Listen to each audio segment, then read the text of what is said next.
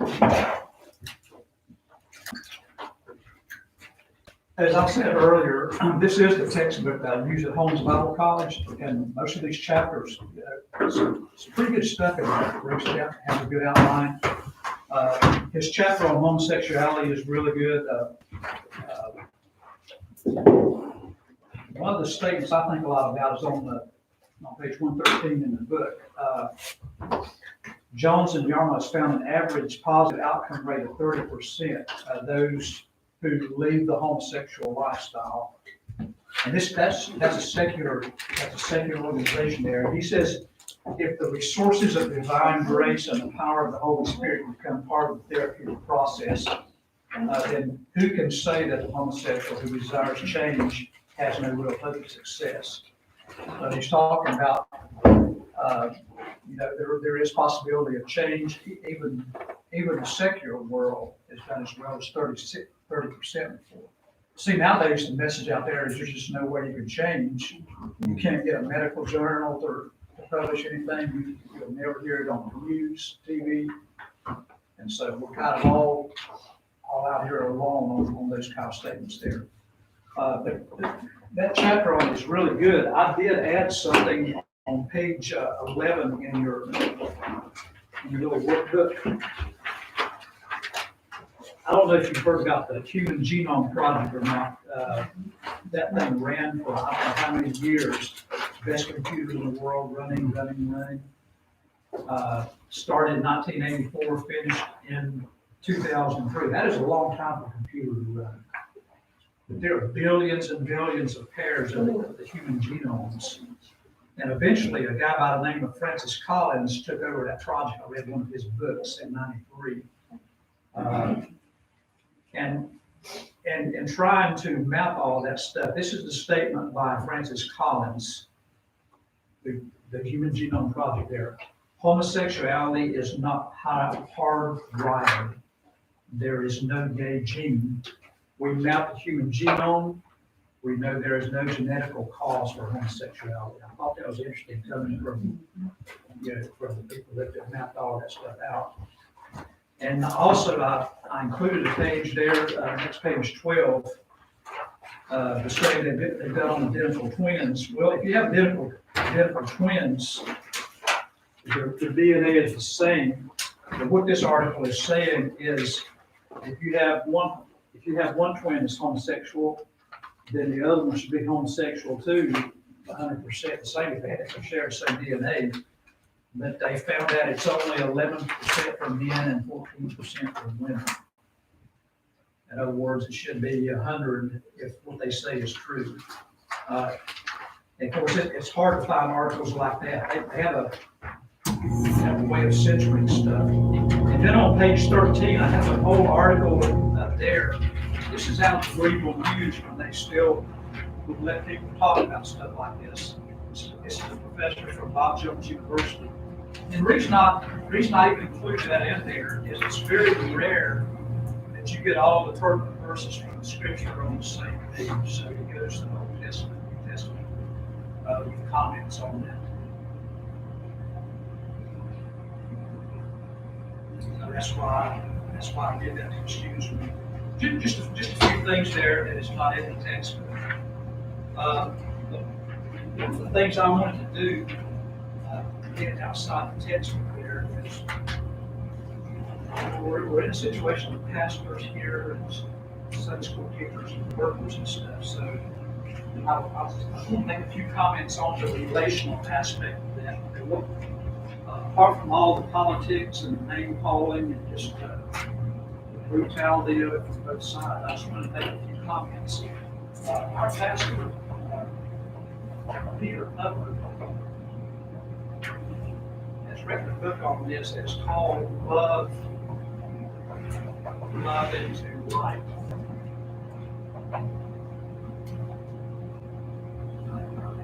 I think it sells quite cheaply on Amazon. We're not trying to make a big profit. He's done a number of seminars all over the place. People ask him to come in and do a seminar on this. I know that he was recently at Southside High School. I just wanted to go through some of the comments out of this book. What everybody's trying to figure out what causes it. And it's so easy just to say, I was born this way. I just want to go through some of the things that he says in this book here. He talks about the human heart being, it's both passive. The human heart is passive, and it is also active. It's vulnerable, but it's also culpable.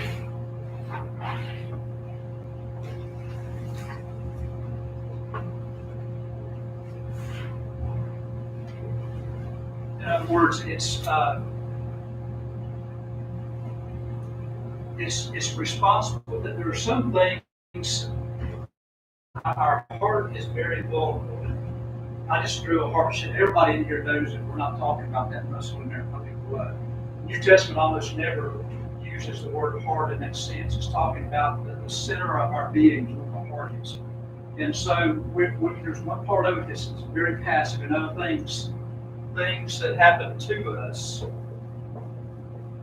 But then we're also active. In other words, we take things, make it our own, and we make decisions on those things. And so they're starting to learn how easily wired the brain is. The brain is very easily wired. So even though you're at a very early age, you can wire the human brain toward homosexuality. So there's a physical realm, things that happen to us. There's a relational realm. And there's also a cultural realm out there.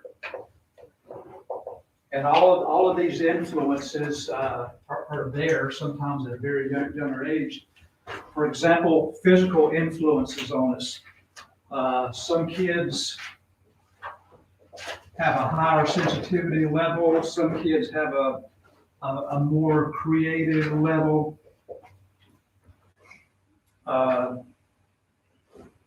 Some are easily stressed. People are just made different, right? You have some guys in high school that like to play in the band. You have some guys that like to play football.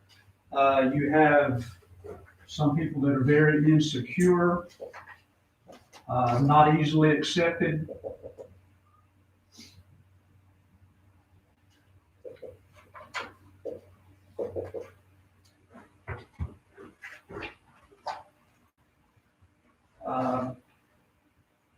Well, actually, we put this under the relational. People are just born different, and so you have different brain patterns just from birth, right? Nothing right or wrong with it either. God just likes variety, right? And so the devil has never created anything. All he does is twist and corrupt. And so if some guy likes playing the piano better than playing sports, there's no problem with that on the part of God. God's the one that made individuals. God likes variety. But so you have certain physical traits. Some people's hearts are just, and their brain pattern are just set up different. But then you start adding the other things. Interrelational here, 50% of homosexuals have been sexually abused when they were young. That's got to have some difference somewhere. Little connection with their dad.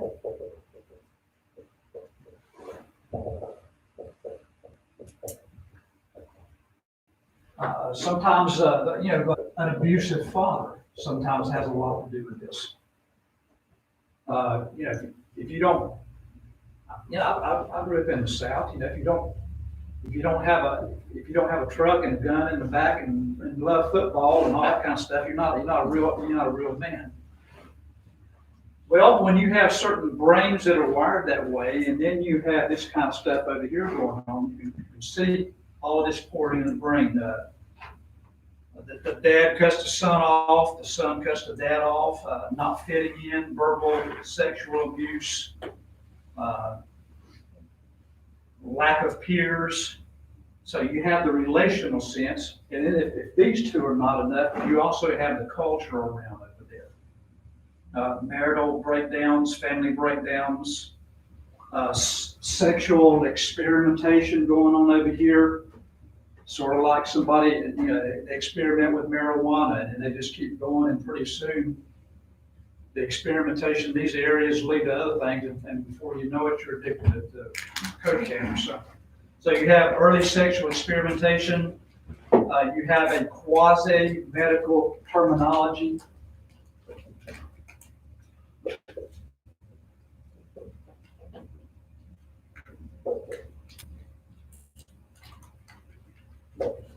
What does quasi mean? It means it's sort of alongside. It's not really medical, but it uses the terminology and all that kind of stuff. It's whereas it used to be rejected, by the medical association and all that, it's now accepted as norm for supposedly medical causes. You have a lot of the pop psychology culture. We could just keep going and fill the board up with all of these things that is going into a young human being here, the thought forms and all that. So the way the brain is set up, it can just be easily turned and easily wired at a young age like that, right? Now, the book talks about how later in life it can be rewired back in the other direction. It's just that the medical world is saying, you were born that way and you can't escape that way. And it's hard to get stuff published. If you have any different ideas, it's hard to get those ideas published today. You're probably not going to get it on CNN News or MSNBC or something like that. It's just like it's just pushed over as an impossible situation, and there's nothing you're ever going to be able to do about it. So you take all of these cultural things, the relational stuff going on here, sometimes not just an abusive dad, but maybe an absentee dad and an overbearing mom sometimes has stuff to do with. This ends up kind of bringing this stuff to the surface more easily. So some people just end up more vulnerable to that kind of stuff. So up here is the stuff that is done to us. But down here, we have the stuff that is done by us. You can't just say that this is a total picture there. So we're culpable. I spelled that wrong. We're volitional, we're autocratic.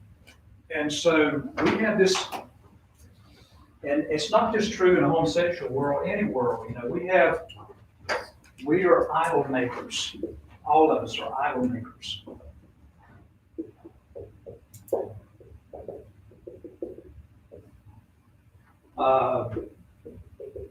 What do I worship? What do I want? In other words, stuff is just not happening to me in this center being called the heart. We're manufacturing all this stuff. What would happen if I can't live without this? I won't. I'm different. I'm born this way. So you have to be careful of the fantasy world that we manufacture here. And so what Peter's saying in this book is we may never come up with what actually causes homosexuality. They don't seem to be able to connect it with in the genome system. That there doesn't seem to be a medical cause for it. And what he's saying is there's a lot of things that could, this may not be the whole picture, but he goes through a lot of stuff here showing how these things can get brains wired in the wrong direction there. But it doesn't stop there.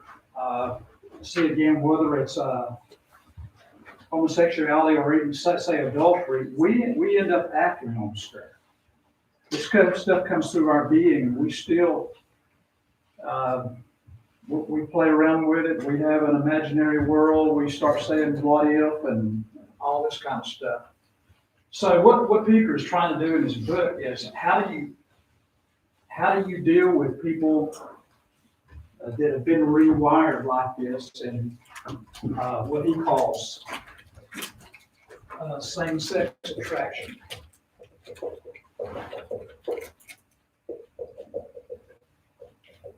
So in one sense, we can say they weren't born that way, there's no genetic cause or whatever, but this part right here is real. So what Peter's trying to do is what do we do as pastors? What do we do as Sunday school teachers? What do we do as parents? Well, if we don't do anything, the world for certainly is going to do it. They're not going to help at all. They're just going to keep telling them that there's no way of escape from here. So what we have to do as the church is to realize that it took a lot of stuff, day by day, month by month, day by day, week by week, year by year, to pull all this stuff in there. And so this is a real, I don't understand it, but it's a real enough phenomenon in their minds, right? And so what are we going to do to try to help you? It's certainly not going to help pushing out and don't come to our church and don't you dare think that way. Don't. That's right. See, what are we going to do? If they don't hear the biblical message from us, we're certainly not going to hear it out there. In fact, it's getting further and further away. So that's part of what he's trying to do in the book here. We had a summer, we call them Western Fest. Every summer we have 4 weeks where we do you're able to swallow the millennials, wow. One summer we had one on racism. One summer we had 4 episodes on this. And it was the community and everything. I think a lot of people wondering, are they going to throw rocks through or whatever, but a lot of people did come. Some of them even disagreed, but they told them they disagreed. But at least it opens the door to realizing what both sides of the human heart is like, and we're here to help without name calling or whatever.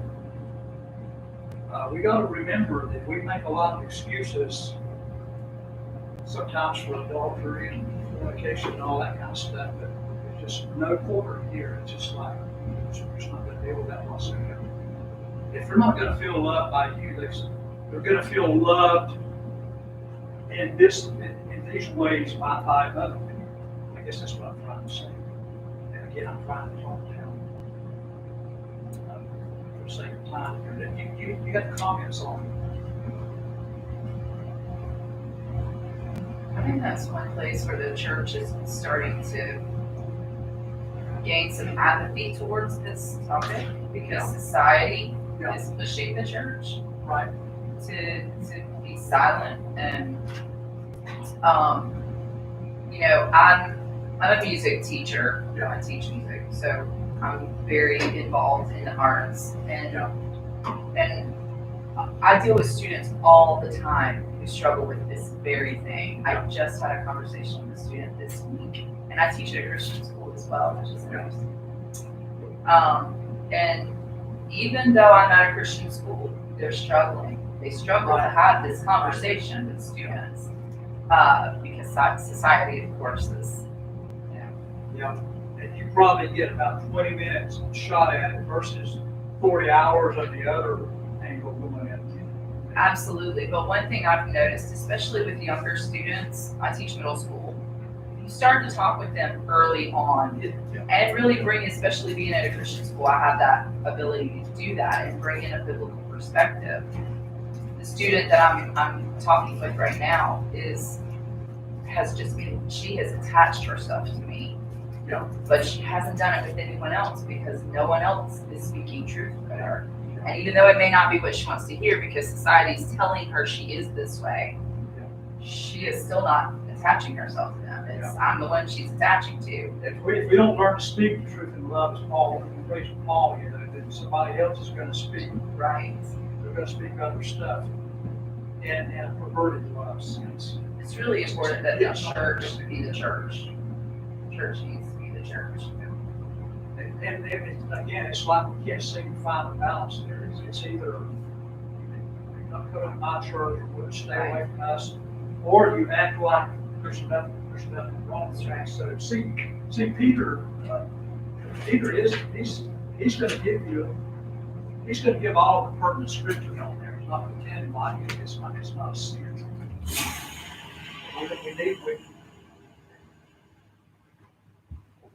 Sometimes even as Pentecostals, we just say, well, you just need to go to the altar and be cured. You know, God will cure it if you just come to the altar. Well, let me ask all you fellow guys, and I'll just ask a guy question. The rest of you guys, have you been cured from lust?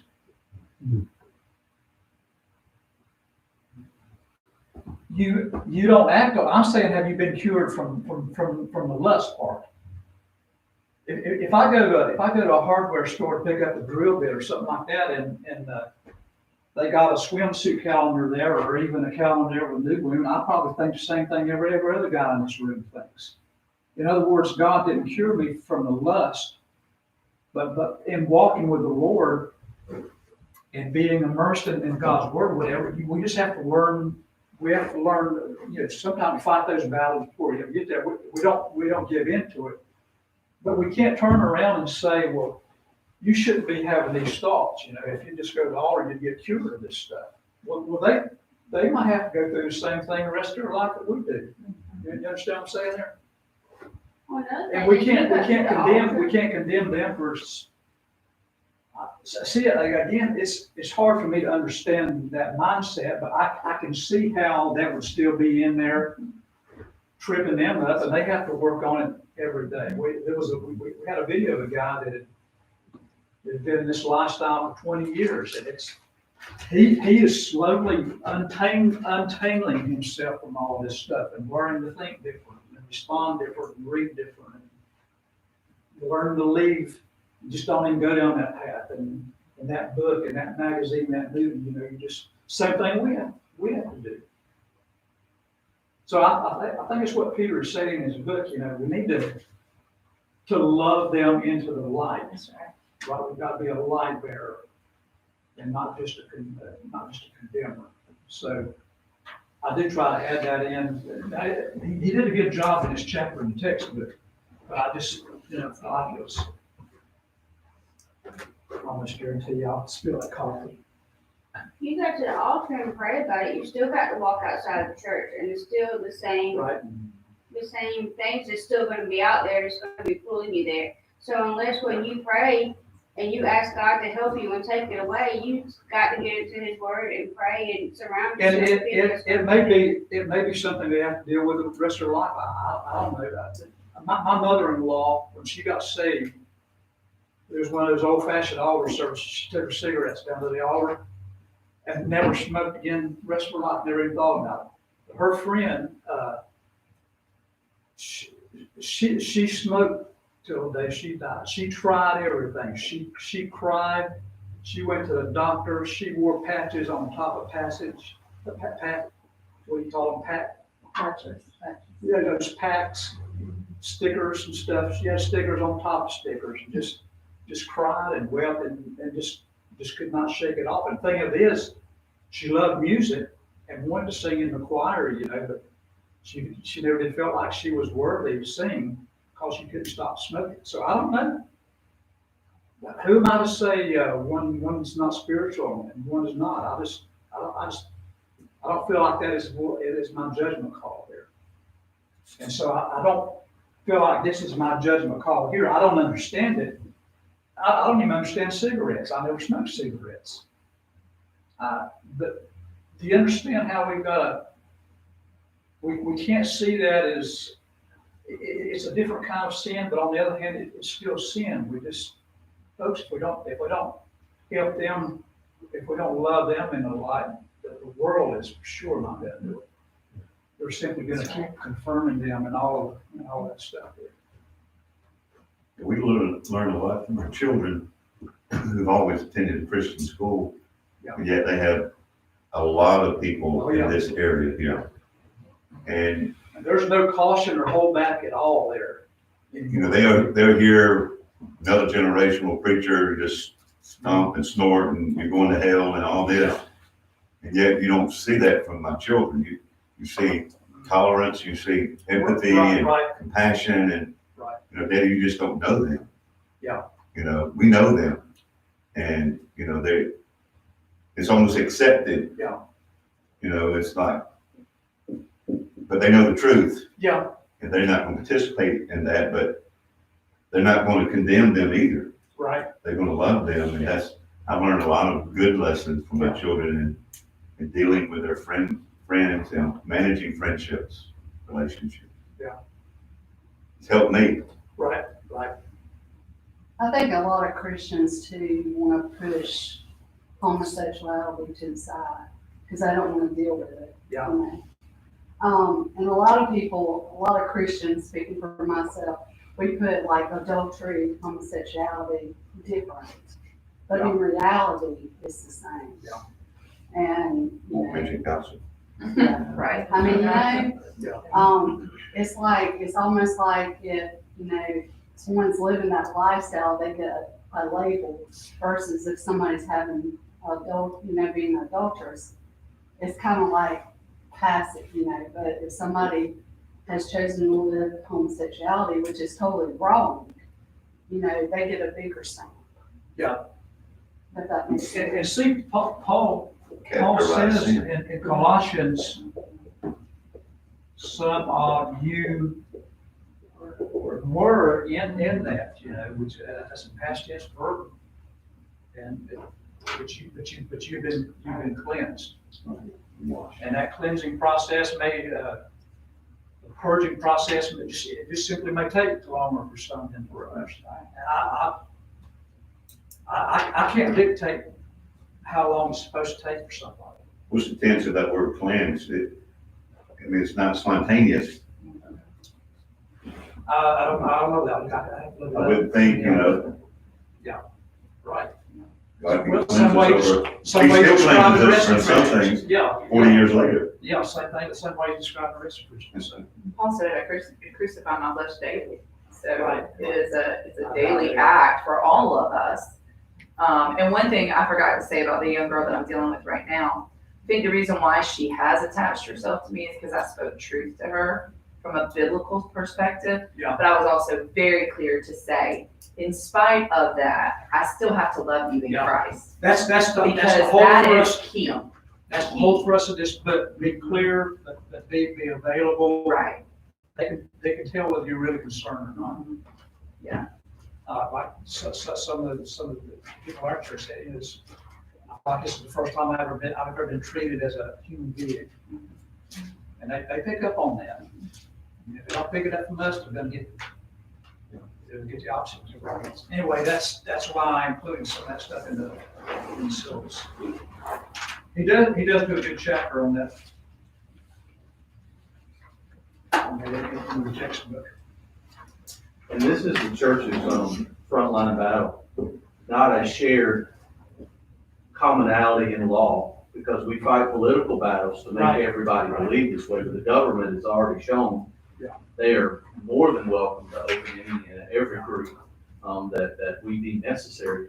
But the relationship, telling people and caring about people, Right. and helping them to see, you know, you don't have to accept sin, whatever difference that is, that we're to help people, we're not to first and foremost engage in politics, so that we can get a law that everybody will then disobey because most of the country doesn't want to obey. It does take a change of heart, not a change of politics. Yeah, the political battle is lost. Yes. And like I said, well, If we continue to fight it, we're missing the relationships. The that ones we need. on the political end of this, it is as vicious as it was. It's like the city of Sodom. You know, literally surrounding the house. You know, you're gonna bring these men out to us. So, well, I don't think we have a shot at it. Well, maybe we do. I shouldn't say never, but the tip of the spear of persecution that is coming to us through this. It's probably gonna get worse before it gets better.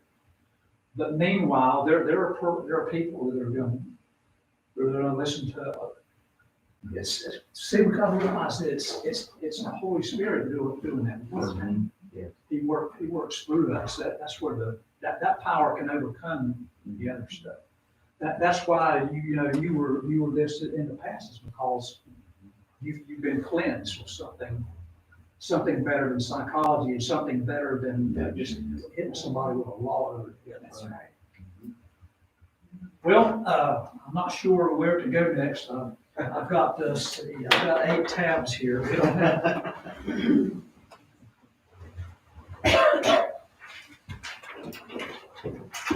I put a few things in there on abortion. I do have page 14 in your syllabus. It's a little bit more than you have in your textbook. Again, it does a good job in the textbook. Some of the stats are a little out of date.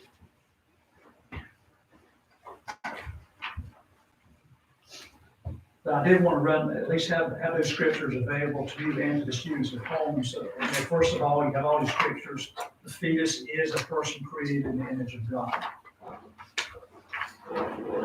That very first instant, the cells come together. All of the DNA is there for your hair color, how tall you're going to grow,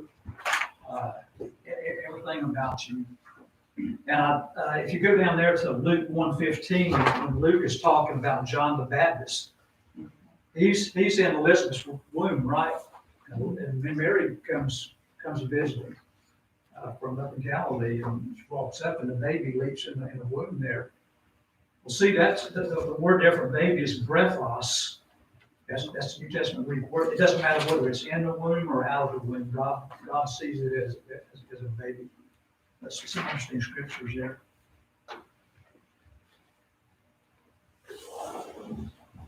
Samson's mom, he's going to be a man of God from the womb. In Job, you made me from my mother's womb. Psalms, you knitted me together in my mother's womb. Isaiah, I formed you in a womb. I've held you since you were conceived. Before I was born, the Lord called me, says Isaiah. Biblically, number 2 is conception of a child seems one simply the natural result of intercourse. A lot of interesting verses there. But most of all, the conception of a child is seen as a blessing. And I believe it or not, that's very much. See, because of the environmentalism and the global warming and climate change and all that, the world is very much against people having a lot of children. And so children are not seen as a blessing. I was given an illustration one day in class. It's about a family that came to their homes. They have 11 children, missionaries in Chad. And all the kids are missionaries too. I was given that example in class one day. One of the girls sitting in class, as soon as I said 11 kids, she just goes, just disgusted to hear somebody with 11 kids. Children are just not seen as blessings anymore. We were only able to have one daughter, and our doctor told us she's lucky just to have one. See, by the time we just didn't feel like everybody else did way back in the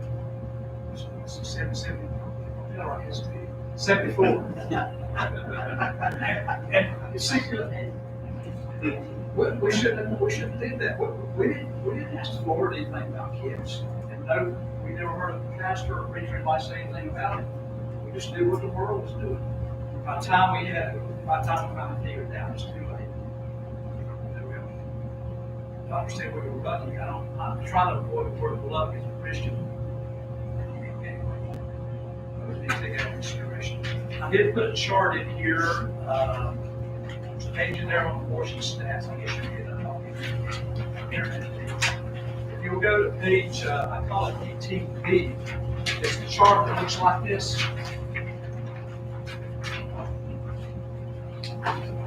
This was put together way back in the 80s by William Brennan. Now, the left side over here is terminology from the Nazis. Mengele and Goebbels and all of those guys under the the Nazi regime in the 30s. And this column over here is almost the same terminology used by abortion doctors. I always thought that was the way our country treats babies in the womb is almost sometimes identical word to word, in the same way that Germans described the Jews in the 30s. They didn't just wake up one morning and start feeding 6 million Jews in the ovens. They set the mindset a decade before they finally got to ovens. So you have to be careful in your culture about the way people speak, the kinds of words and adjectives. By the way, one of the reasons why Jordan Peterson read his book last year, one of the reasons why he is so big, what made him internationally famous, is in Canada, he refused to go by that law where they force someone to use pronouns. If you decide you want to be a man, I've got to call you a he. If you decide you're going to be a woman, I've got to call you a she. And Jordan Peterson says no. Even as a secular psychologist, he's not a Christian. He's probably done more study on Nazi Germany than any psychologist alive. But he said if the government can tell you what pronouns to use today, they can tell you what nouns to use next week. And the week after that, they can tell you what verbs to use. And they can control your language. You can lose your job today for hate speech.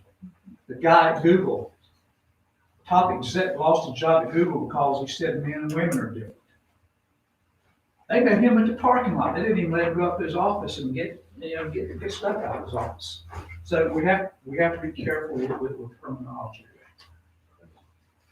We need to be careful with the way we speak about children and so forth. The value, the same value that God places on them. Even how many, ask the Lord how many He wants you to have if you're not married yet. He might give you an answer to surprise you. All right, I want to go ahead to another little section here. The textbook has a section on racism, and what he says is, well, for one thing, it's 5 years out of date. It's something that's moving really fast today. And so, right after your last page on abortion, I think that was 18B, the little chart I showed you. When you get to this next thing here, and the pages aren't numbered, but if you go to the bottom, you see pages 1 through 8. You see at the bottom there, 1 through 8? Yes, sir. It starts like this, Holy Post. I went ahead, and I did this for a purpose. Anybody ever heard of VeggieTales? Yeah. Okay, y'all seen the video by Phil Vischer? Went viral on Facebook issue. Yeah, everybody's nodding their head. This talk about race. Well, of course, it stirred up a lot of flack, took a lot of heat from it. So he finally put up the entire transcript, and the copier didn't pick it up, but the grayed out thing, those were the sources here. And it's 8 pages, but what he's saying is on race. Right now in America, there's 2 households in America. One's black, the other is white. Today, the black household has 60% of the income of the white household, but only 1/10 of the household wealth.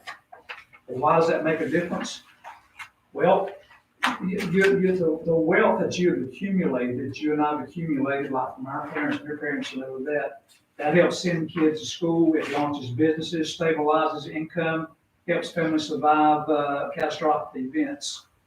And yes, there's lots of really wealthy blacks out there, Oprah Winfrey, Michael Jordan, all that. And there's lots of really poor whites.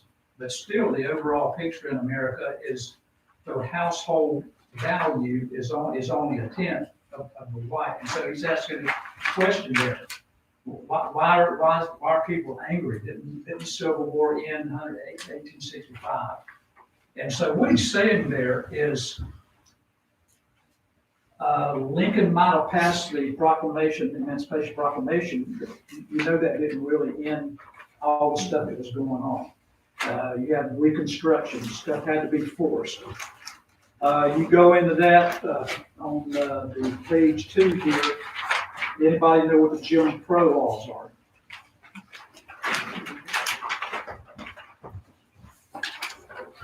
There was a Supreme Court, decision. I don't know if he gives a date on that, or he doesn't give the, it's Plessy, versus Ferguson.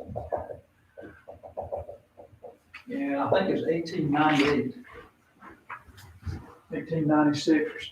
96. Okay. And what came out of the decision about races is, I think it's equal, comma, and see, that's a big comma. Equal but separate. And so you had separate schools, separate churches, separate housing, separate jobs, restrooms, hotels.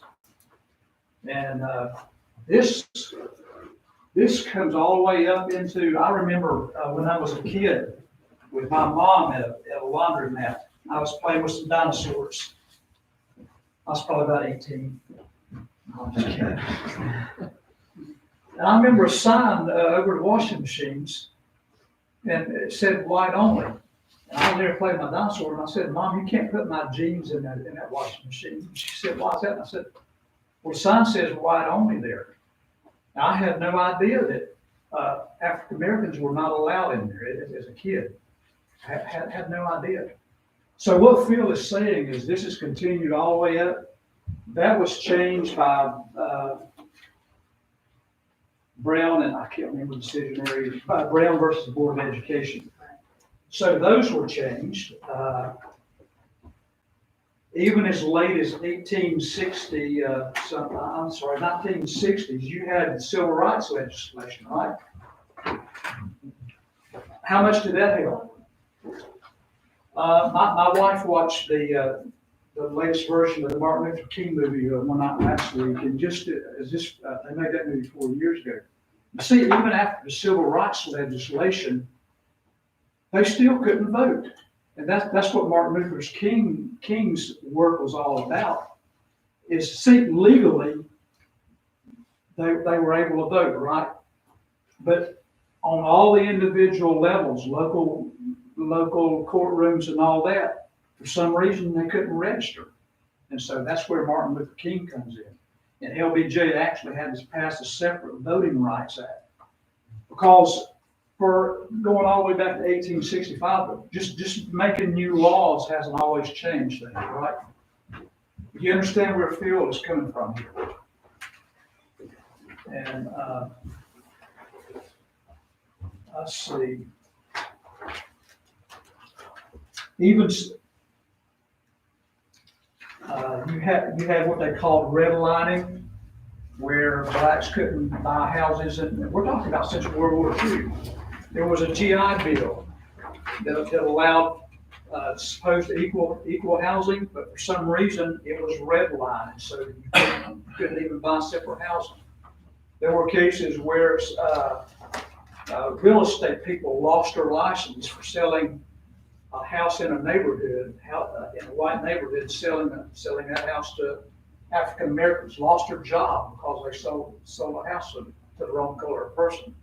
So you have stuff that's continued all the way into present like that, and it's only recently some of it started clearing up. So that's why I went ahead and photocopied the whole Phil Vischer video there, all 8 pages of it. And so when you say, well, why are people so mad? Well, even with laws clearing that up right now, I don't necessarily agree with Colin Kaepernick. Some of the things he's saying that might have been true 20 years ago, but it's not true now. But did you see how the problem here is the residual effect of that? Yeah, you could vote now, and yes, you could do this, and that, and the other now, but passing down wealth from kids to grandkids to great-grandkids and all, you see how that's made a difference. In this case, has not made the key difference. Even though racism, slavery was outlawed in 1865. You see the residual effects of how, for 150 years, sometimes even the laws didn't change stuff. Stuff just kept going on. So that's where the field is coming from. And I thought it was a very important article. It ends up, even stuff like African Americans and white Americans use drugs at similar rates, but the imprisonment of African Americans for drugs is almost 6 times that of whites. But see the very last page here, he says,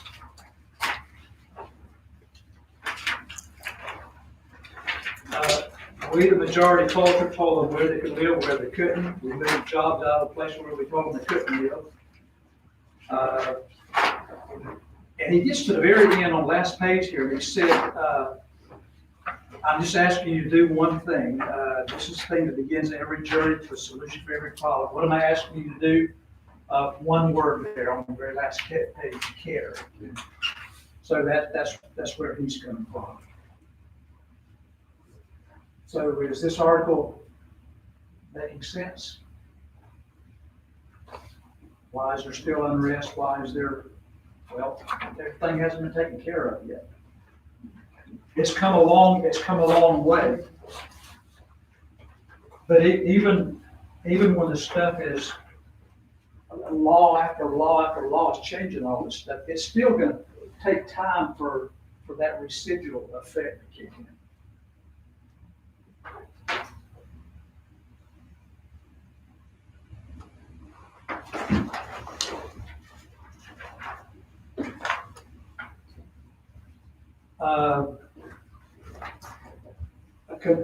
This is from the Constitution this is not in your syllabus. This is something I brought along.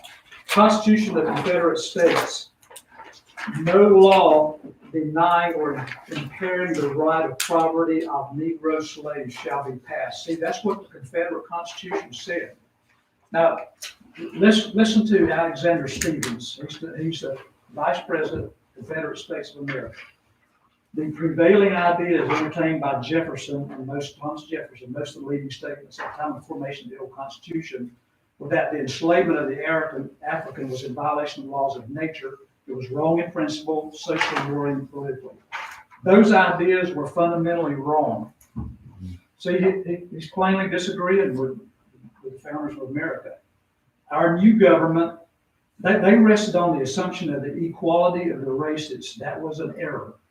Our new government, the Confederate States of America, is founded exactly on the opposite. Its foundations are laid, its cornerstone rests on the great truth that the Negro is not equal to the white man, that slavery, subordination to the superior race is his natural and normal condition. How many in here knew that was in the Confederate Constitution? This is our new government and first the history of the world, based on this great principle, physical, philosophical, moral truth. They were attempting, Thomas Jefferson, those guys were attempting to make things equal, which the Creator had made unequal. You can't get much more clear than that. We had a guy, a pastor at our church that read from that, and most people never heard that. And now something I didn't know. The Confederate flag was not put on the dome in South Carolina in 1862. It was put on the dome in 1962 during the Civil Rights Movement. See, that's when the Civil Rights legislation was passed. And they put up that Confederate flag. That's like saying, well, it ain't coming here. It ain't coming to South Carolina. So you see some of the issues here? Those are ethical issues. Some hard stuff there. Some of the stuff I didn't even know some of that stuff myself. So in a sense, I do have white privilege. I grew up never knew, I grew up never known about some of this stuff. I didn't even know it was in the Confederate Constitution. I didn't know the Confederate flag was in there. Why? Well, anyway, it's like Phil Bishop here says, the VeggieTales guy. could we at least get a little concerned about the stuff that as Christians? All right, now I want to show you something from somewhere else. This is page 19 and 20 in your booklet. Page 19. This goes back to 2005. This is called the pyramid of white supremacy here. So up at the top, overt means just right out there in the open. Supremacy, unacceptable, lynching, swastikas, KKK, burning crosses, and stuff. But then down here you have what is socially acceptable. And I can see some of that, some of it, I don't know what you're talking about, some of it. So some of this stuff almost goes in the opposite direction.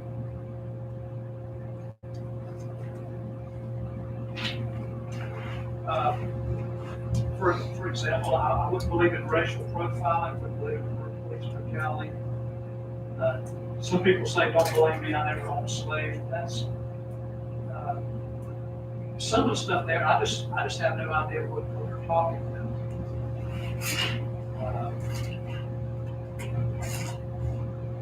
about. For example, I don't know exactly what they mean by cultural appropriation when they do these things. I know that at the University of Southern California, an African American teacher slapped a white student for wearing dreadlocks. So, what was all that about? She said that's cultural appropriation. We invented dreadlocks. You don't have a right to wear dreadlocks. You see, that's the opposite there. That's like saying that blacks shouldn't drive cars because whites invented them. They shouldn't fly airplanes because whites invented them. So you see how all of a sudden, just when you think you're starting to get some stuff straightened out, it goes in the opposite direction. Comments? Observations? Well, this one's 2005, and so I did another one. This is one of the latest ones here, and you can see how much more dense it is. There's all kinds of stuff there. I have no idea what some of them are talking about. For example, if I tell you that my black friend said something, that's seen as racism. I was talking to a home student one day at the Ham House, and we were talking about skiing. I told him I finally got down to intermediate slope with that phone.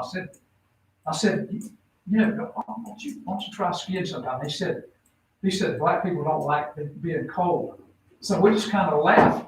Well, see, I can't even say that anymore, according to whoever put this chart together.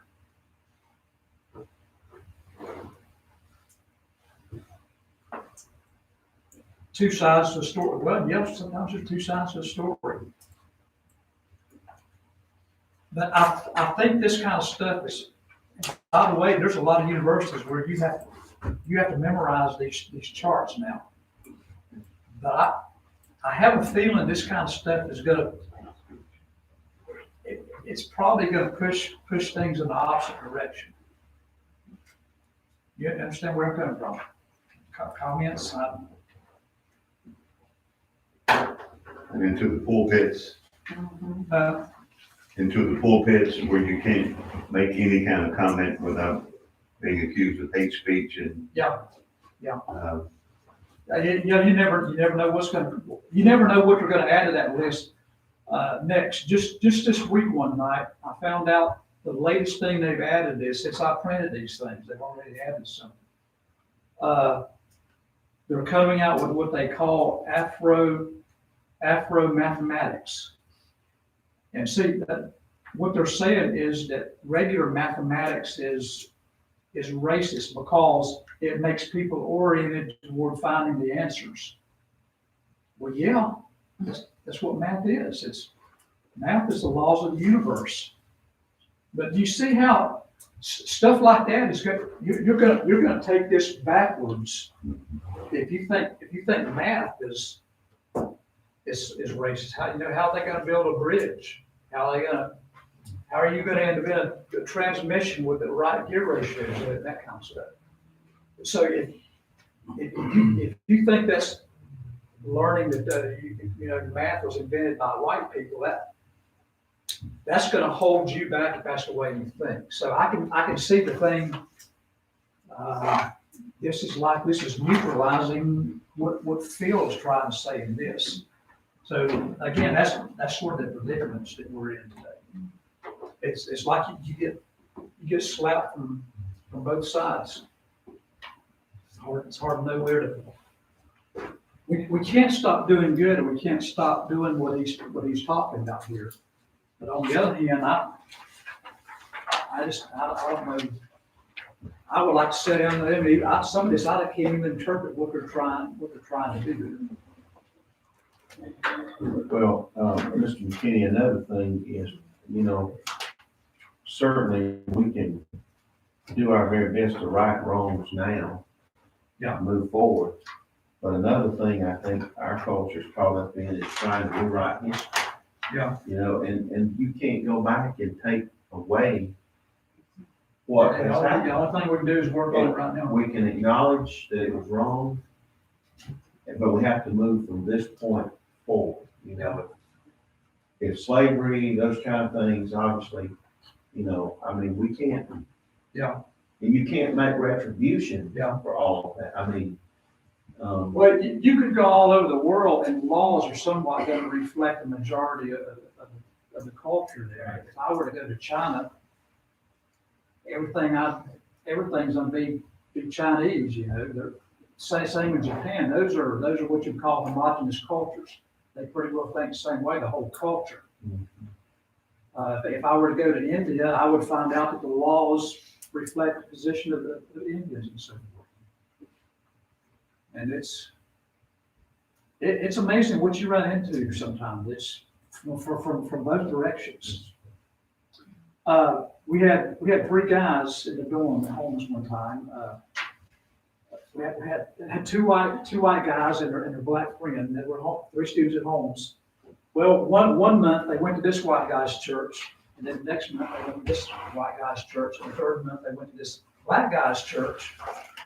They got up the steps to go into the church that Sunday morning, and the black pastor just ran up to it. He didn't say anything to white guys. He ran up to right in the black guy's face, and he said, "You do not bring white people in here."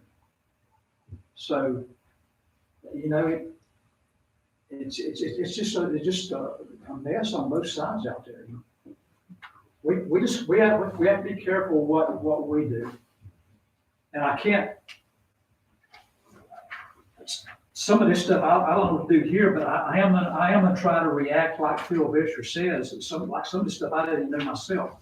At least I can care. That's right. That one last summary word right there. I can't change other people. I went into a store one time up in North Carolina. I was up by one of these framing machines. It was old fashioned, cuts a perfect 45 for picture frames. And we got to talking. He found out I went to Bob Jones, and he said, "Well, why did they start letting blacks go down there?" And I said, "Oh, where's this going?" I said, "Well, it was the right thing to do." And we got to talking. And he kept, that conversation just got spiraling down and down and down. I tried my best to talk to that guy. And it finally got to the point where, I'm up against a brick wall. I'm not changing his mind on anything. So the only thing I could do is I just walked out. I'm not going to buy that front. I'm not going to buy that machine front. I'm not going to buy his paint, and I'm not going to buy his picture frame. That's the only thing I know to do past that point. I said everything I knew to say as a Christian, and it didn't change anything. But I'm not going to support him and stuff that by. That's the only way I can react to him.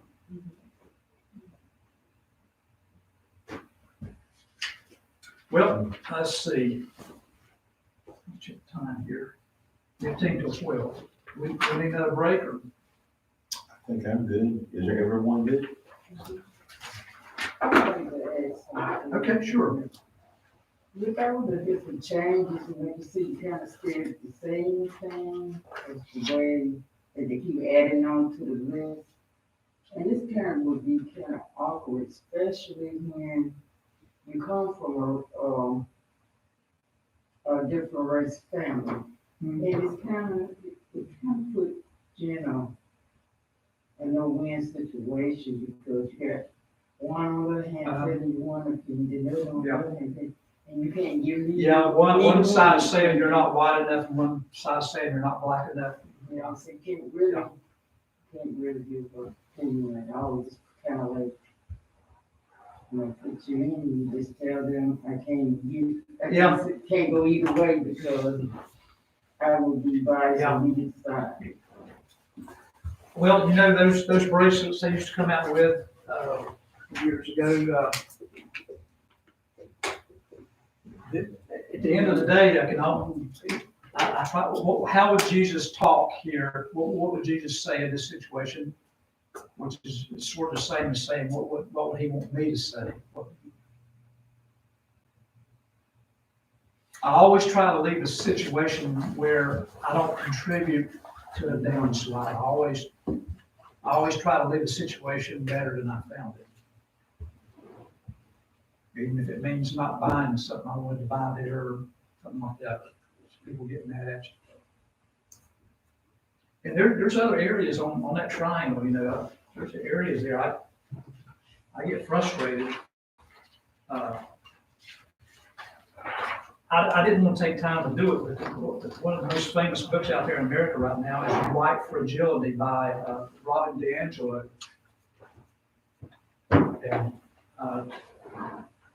And it's like if you disagree with any of this stuff, you know, you're racist and it's in your DNA and there's just nothing you can do about it. And if you do disagree, that just shows how much more you're racist. It's like you're hamstrung. There's nothing you can say. If you say something that's racist, if you don't say something, you're racist. It's like you're in logic, they call that, you know, you put in your conclusion in your premise. If I could state that in a question form, it would be like me asking Brian, have you stopped beating your wife yet? Well, you see, you're condemned either way you answer that. In other words, the conclusion is already built into the question you're asking. And so it's frustrating sometimes. You feel like you can't do it. And that's sort of what DiAngelo's book has done there. She's right herself. She instituted this thing. What was that called?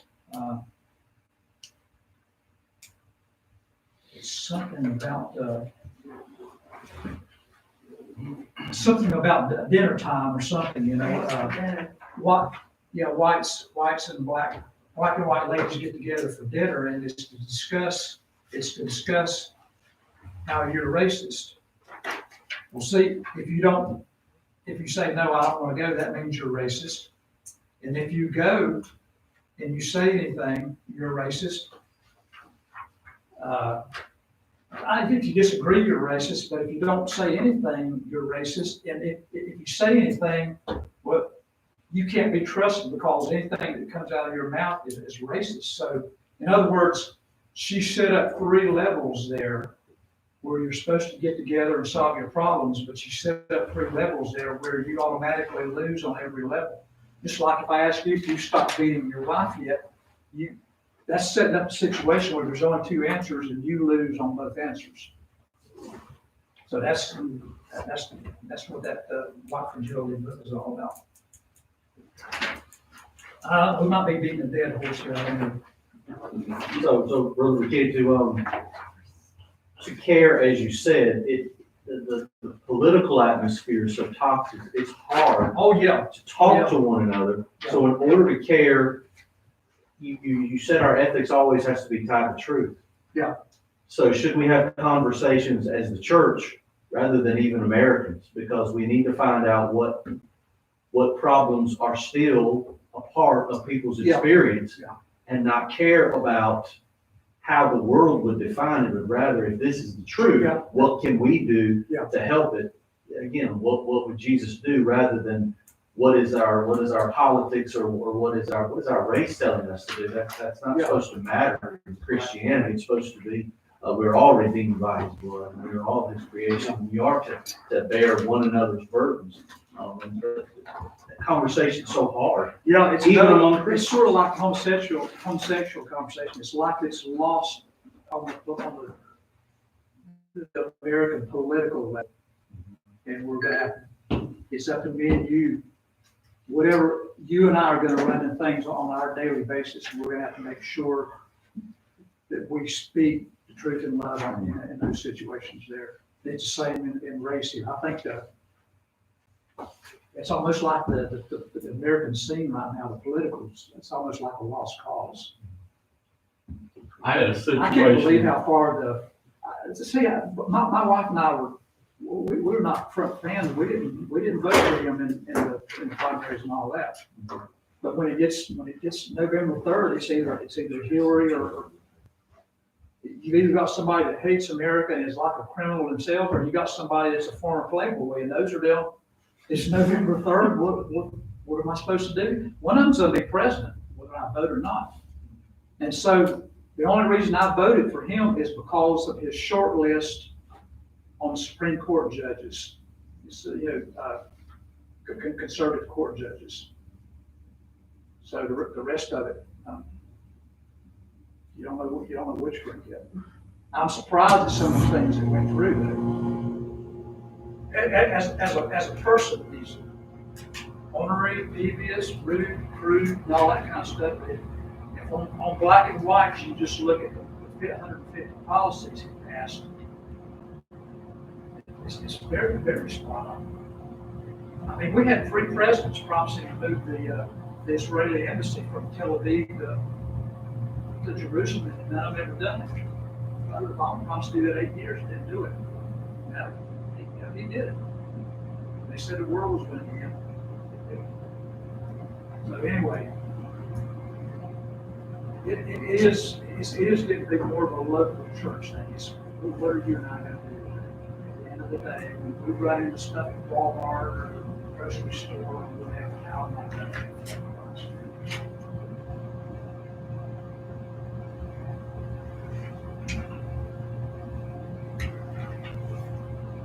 I think what I'm going to do is go ahead over to make a record start. Is everybody good? We're good unless you need. I'm fine myself. Okay, we're good. Well, we've looked at some of the spheres that are protruding out from this ethical landscape. And I at least want to say something about the idea of justice, definition of justice, and social justice. So if you'll turn to page 24.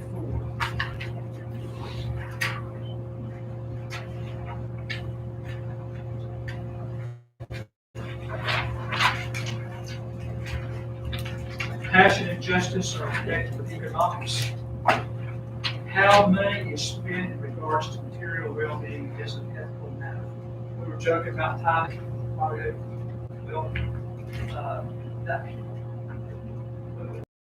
When I got married, the first thing we did, just no questions asked, we just made tithes.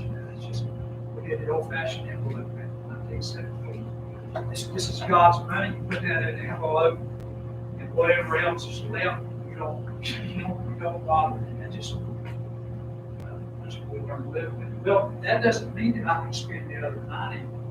I need to be a Christian the way I live with the other 92. Right? How money is spent in regards to material well-being is an ethical matter.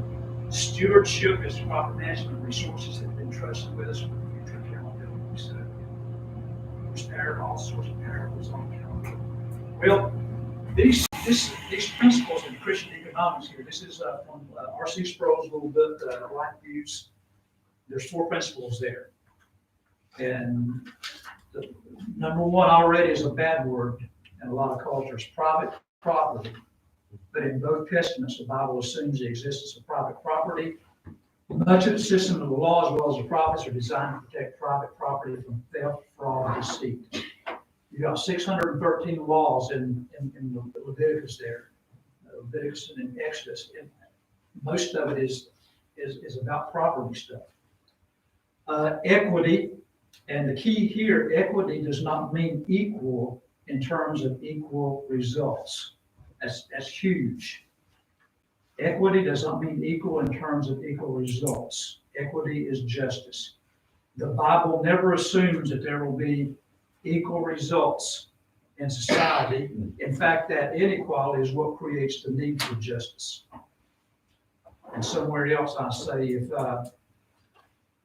if you were to take all the money and all the American banks and whatever in America and put it in one big pile and distribute it evenly so that everybody in America gets an equal amount of dollars, I guarantee you in a year it'd be back like it is right now, because one person's gonna take his money and buy jewelry, somebody else is gonna buy liquor, somebody else is gonna buy cars, somebody's gonna invest, somebody's gonna save. That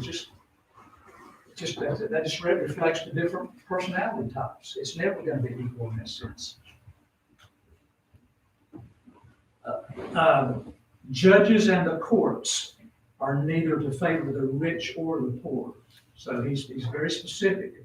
When people come into your courtroom, God says in Leviticus, what is the truth? What are the facts? You can't just assume that the poor guy is the one in the right there. Sometimes poor people try to steal from the rich. The rich stealing from the poor is wrong, and the poor stealing from the rich is wrong. I mean, that's industry. The Bible presents a strong work ethic. It causes industry, production, labor. Again, many of the laws are set forth to ensure honesty in the marketplace. Now, look at two principles. I probably should put two bullets there to throw out to make it more visible. The responsible, industrious person should not be penalized for being responsible. And on the other hand, the slothful, lazy person should not be rewarded for being lazy. Those are two principles of the scripture. You can't read through the book of Proverbs without seeing that over and over and over. The book of Proverbs is a set of propositions. If you do this, X, Y, Z, and you keep doing that over and over again, you're going to be poor. If you do A, B, and C, then you will somewhat prosper.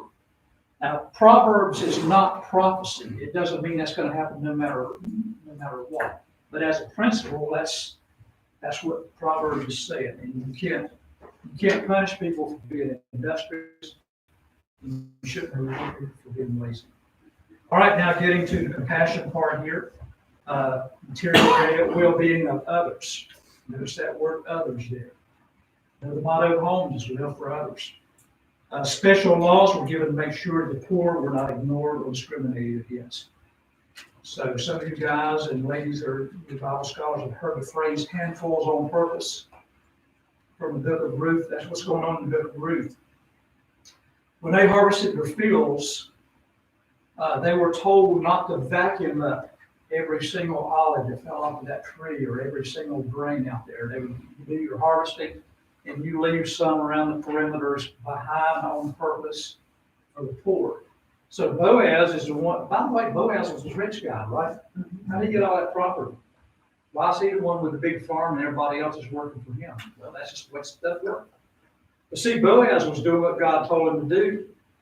He left the stuff out there on the edges, but he also warned his men, you leave those women alone. And that's what Ruth and her mother-in-law was doing out there, is bringing up stuff that they left behind on purpose. That's why they were. That's just the way they worked. They worked it. The Bible says no to a crass form of materialism that tells us that life is more than wealth. All right, now having said that, how did Boaz get to be a rich farmer? Material well-being depends on production. The greater quantity of things produced, the lower the cost per unit. The more you produce of something, the better the standard of living. Also, the cheaper it is. If this shirt were the only one in existence, it would cost a fortune. But because of production, you You can make 1,000 shirts and you can sell them cheaper, right? In a situation of high productivity, employment also rises. Well, where did they get the machines to make the shirts? Tools. More goods can be produced with less effort. Well, how do you buy tools? Without surplus capital. See, that's the four-letter curse word in a society that's leaning more and more towards socialism every day. Without surplus capital, there can be no increase of tools. And then finally, you can't have capital unless you have profits out there. That's the basis of economic exchange there. If I buy a pair of shoes for $50 and sell them for $100, who wins? You- Yeah, I win, but who else wins? The guy that's barefooted. He might have a refrigerator full of steaks, but he doesn't have any shoes on his feet, so it's valuable to him to trade steaks for whatever, shoes. I heard a guy on YouTube. It was a socialist yelling at somebody. He was talking about being in a pencil factory. Unless you have me, the worker, your yellow paint and your wood and your eraser are absolutely worthless. And so you need to be paid the same thing your workers are paid. You shouldn't be making profit. But see, what that guy's not thinking about is who bought all that wood stock. Where did all that come from? Where did the machinery come from that turns those pieces of wood into pencils? Somebody risked buying that stuff. Somebody put their stuff on the line. A number of years ago, I worked for a guy just an ordinary guy, drove an old Buick, he and his wife, ordinary clothes and all that, and they started saving their money one day, and he bought a pallet of expensive paper from a paper company. And they also, over a period of a year, they're really saving their money, bought about 5 or 6 computers. But one day, they came to our print shop, and they printed up these newsletters that were tailored for individual apartment complexes. They printed up 50 of those, sent them out, and about 10 responded. And that kept going, and that kept going, and that kept going. And I think we ended up having to get a bigger building and all that kind of stuff. But after 4 years, that guy ended up making his first $1 million. But see, he's the one that went through what we call delayed gratification. Instead of doing like most Americans do, and they spend all their paycheck on right now, they saved up money, bought this paper, and bought some computers. And they still lived on that delayed gratification for a year. And eventually they're able to pay not only for the paper and the computers, they're able to start making a profit on them. They're the ones that decided we're going to do this instead of spending every penny we get. They're the ones that took a risk and bought a new building and set all of this kind of stuff out. And after 4 years, I noticed the people in the print shop started complaining about the guy. It's not fair. I remember the day he went out and bought his first Infiniti Q car. He came in, his wife had a Mercedes, and all of a sudden everybody starts complaining. It's not fair. It's not fair for him to drive a Mercedes while I'm driving the old Buick. And you see envy, how envy kicks in there. What's the sin of capitalism? Greed. What's the sin of socialism? Greed. You're going to have both of these sins marching hand in hand until Jesus comes. That's just the way it is. Biblical ethics sees 2 major sins as threats to stewardship, covetousness, and greed. Those sins are found among both the rich and the poor.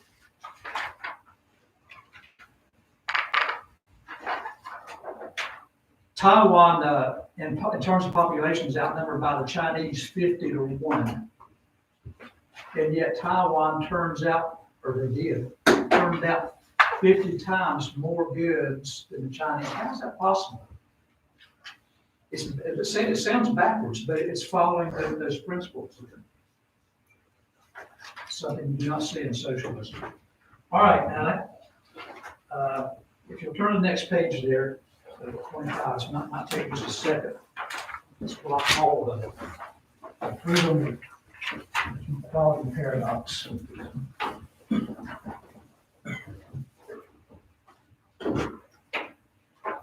All right, we're talking about America here, two qualities, two values in America have been that of freedom and equality.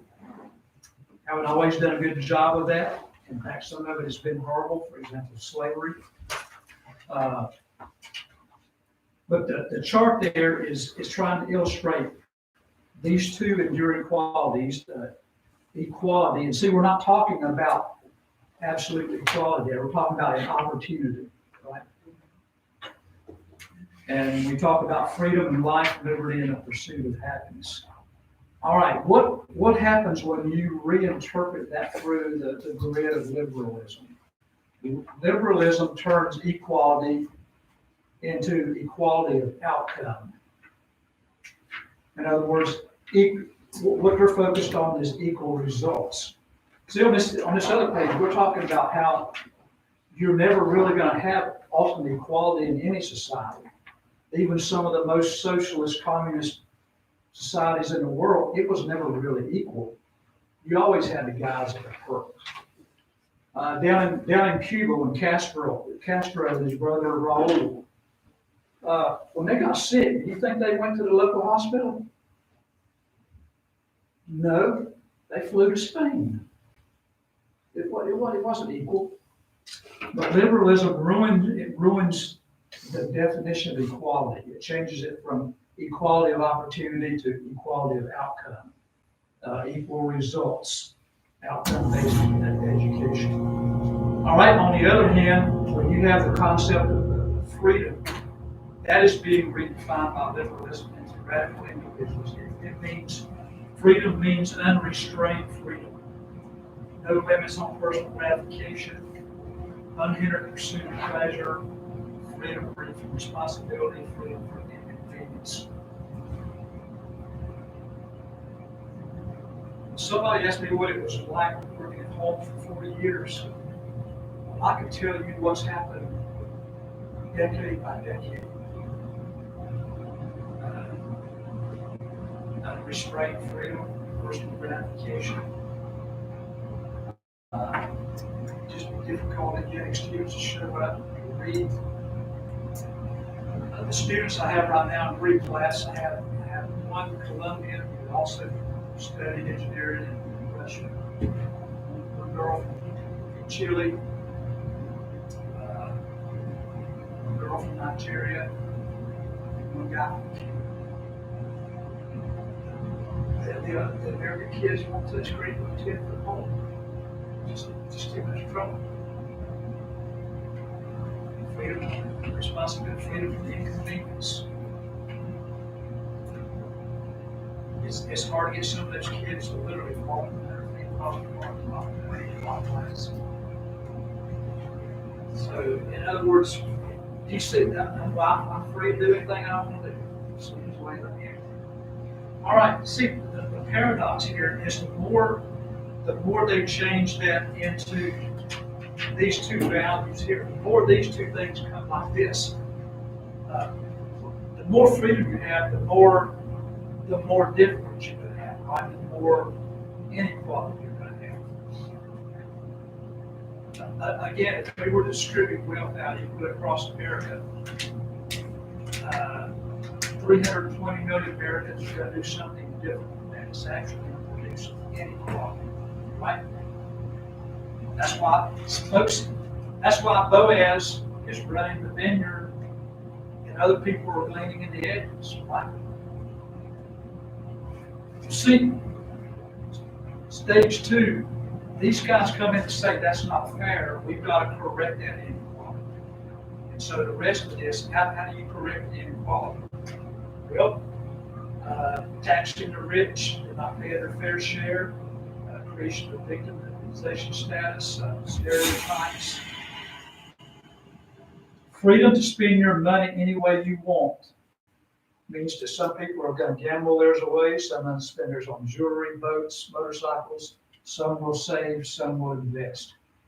You're going to have inequality there if people are free to do what they want to do. But see, the problem is we can't have that. We've got to force that equity there. We've got to force the equality. Just tax it away from them, redistribution, collectivization. Wow, I really feel like I'm in a random mode here.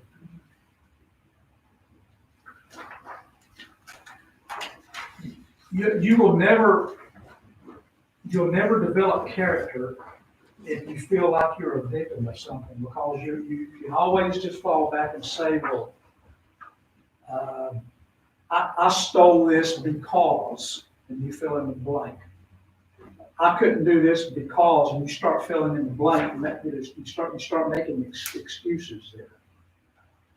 And when you create stereotypes, victimization, always saying that something is not fair. Just like the workers at that print shop, all that time, the guy works all these 4 years and he finally pulls up in a Mercedes like that. That's just not fair.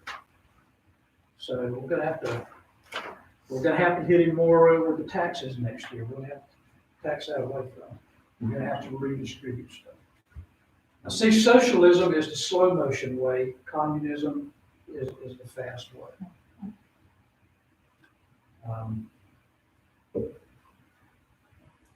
We have the slow motion way going on right now, but sometimes I wonder when the fast motion is going to kick in. It doesn't take much to get that started. I think we saw this summer how easy it is.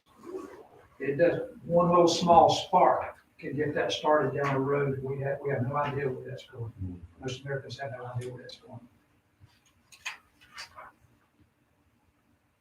All right, next page. I think I've made poverty. Did yours say poverty? Yes. Okay. What causes poverty? 3 myths there. All rich people are evil. That's not necessarily true. All poor people are innocent because of exploitation by the rich. That's not necessarily true. If it is true, we're obligated by Christians to do something about it, right? But it's just not true always. And a third myth is that the only way a person can become wealthy is at somebody else's expense. That's not true. And under that, I put the pie, what I call the pie chart fallacy. It's something like this. America has 5% of the world's population, but we use 25% of the world's resources. How many times have you heard that? Why would I call that the pie chart fallacy?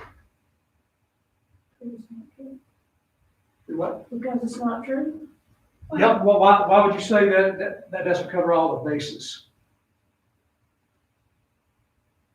You're assuming there's only one pie on the planet Earth. Because you're talking about population and resources, and it's two different things.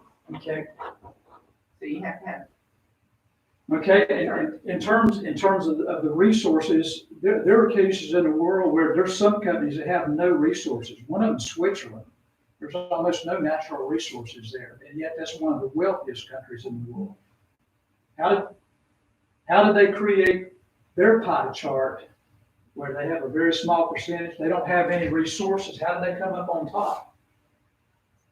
By following those principles of economics there. I jotted down here some of the rich countries with limited resources. Switzerland's one of them. Japan is one of them. Taiwan is one of them. Very little in terms of natural resources, but working. How can tiny little Taiwan produce all of this stuff much more than China with all of its resources over here? It's because China's China's system is ruined by socialism, by communism. Nobody has any incentive to work under a system like that. So you have some countries that are with no resources that become rich. On the other hand, you have some countries with tons of resources, Uganda, Tanzania, Mozambique, but they have all kinds of resources. Well, you know, if they would just follow some principles, you know, they could be. You see how it's backwards in so many places? Why aren't they rich? What's holding them back? Bad ideology, bad politics, bad rulers, sometimes bad religions. I don't think I put this in the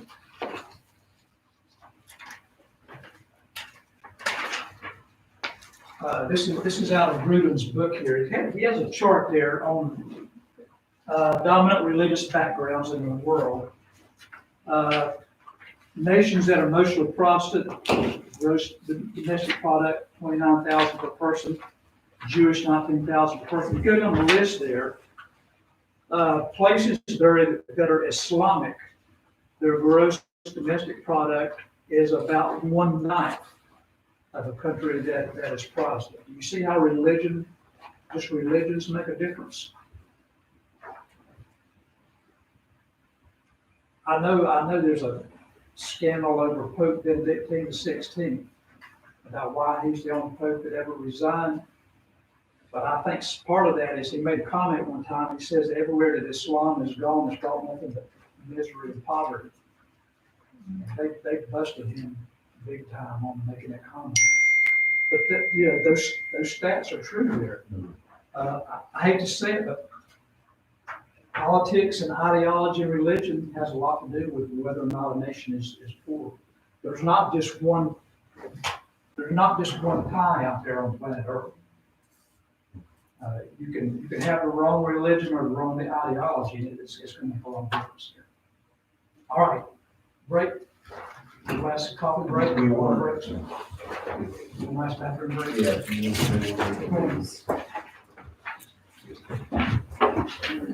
Y'all take care. Come back. Wrap it up. All right, yeah.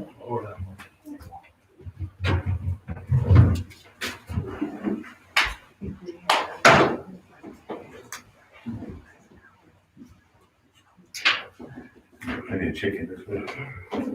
You got about. Oh, yeah. I baked some up last night. Ed is wearing him out. We eat some of the chicken this week too. We eat before the chicken legs you cook for now. Some of those chicken legs.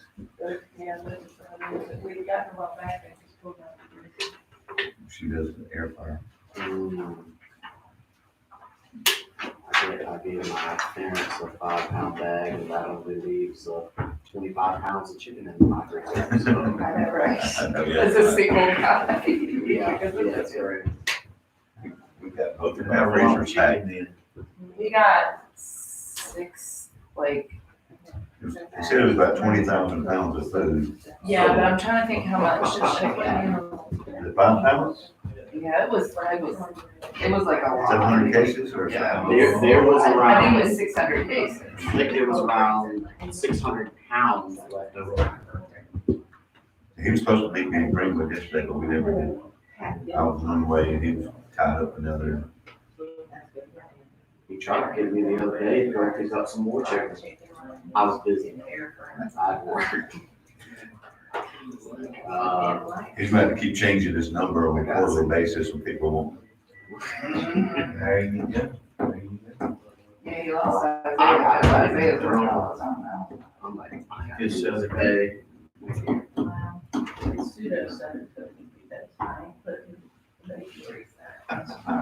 Just because I can make my own. Yeah, she fixed college, Don't need me. that air fryer. Uh-huh. But it's the pot. It turns into a, I put a different lid on it. yeah, basically a pressure cooker, right?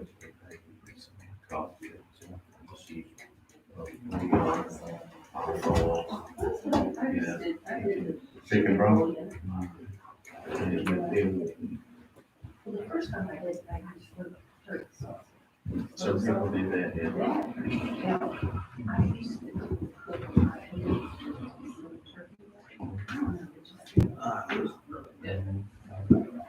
You get some ammunition for your gun, Pastor? I found mine and I should.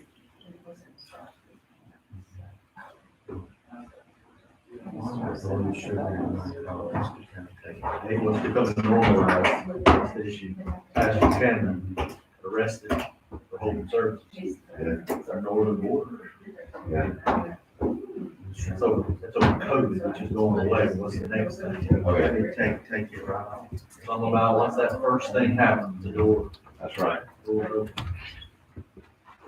Precursor to Frank. Oh, that's him. That's pretty old scrappy back there. You was seeing the campgrounds and all the ponds and all that we have.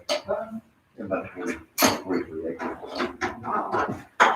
We always, a lot of people just see this when they drive by, but yeah, we have shooting range and bull rangers developed quite a few acres out there. We used to have campouts and all. We still do some, but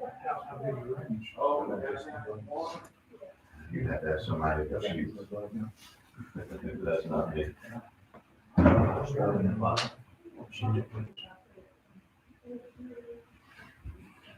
They did they had turkey shoots and stuff like that. They developed a little bit of it, but we still have probably 28 acres or so. It's not limited. Issues. We took timber once or twice. It grows to certain. We have a guy from that there kind of looks and says, well, we got 5 more years before we'll even look at it.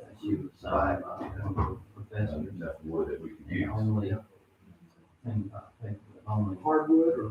The guideline was basically. It takes a long time. Description. Like anything else, when different times you have.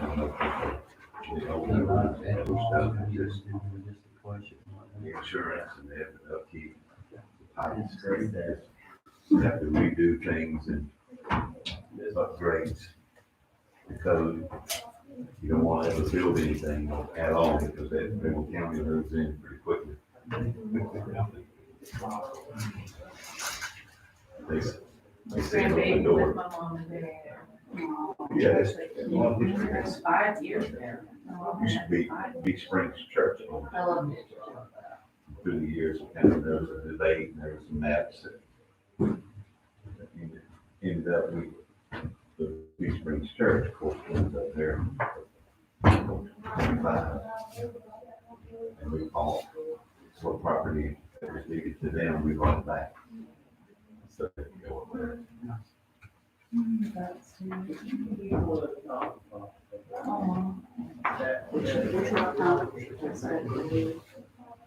Greenville, yeah, go down 247 up 25. And then, or this way, you go, you tell her to get 85. Go that way. But usually it's just, for me, I just go, get about like 125 and go up. You go to the school, I know, you go up to 25, Whitehorse, you can go to the, I-85, I went the other side. Calversville, so we're the drive. Oh, yeah. 39, so. Exactly, Tola. About 85.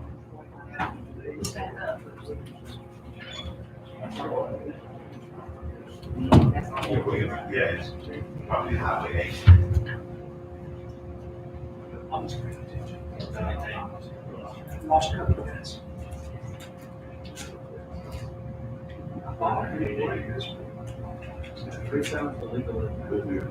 Again, I appreciate it. Where he is, right? And I told him he was suggesting me first year.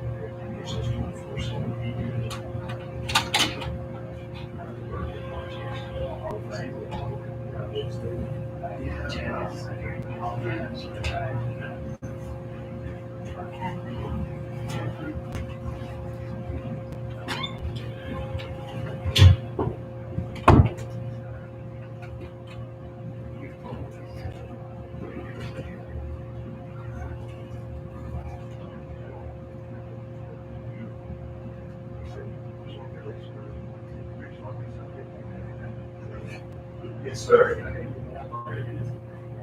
Give you 6 days.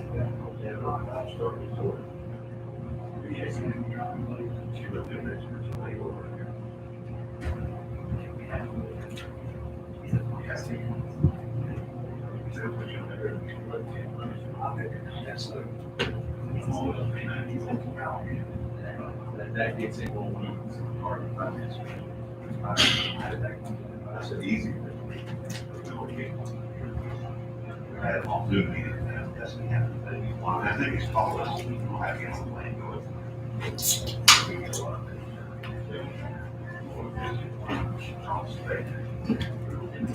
I say, what right now, they're ready to get out somewhere, you know, wanting to have.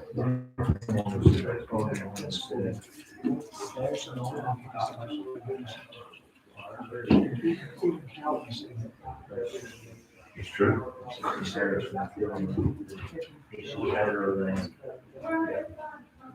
And we do the same thing. And we're doing that with the intention of raising up more leaders, and we're trying, you know, but we don't empower them, we don't, that's not. We get, contributions that we get them out of sand, and we leave them like what we found. We always call them, we call them weekly discipleship. It's fun, being That's turning, but football that's little spiritual.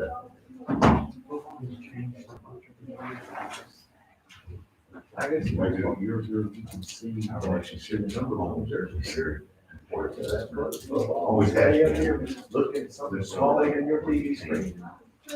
You know, they're, Figure out how much it's up. That's it's just important for us to have this kind of relationship. You guys come here, us go on there, certainly going, maybe, It's been a slow year. yeah. I think I've never had a good time that much, and if you can see a good football.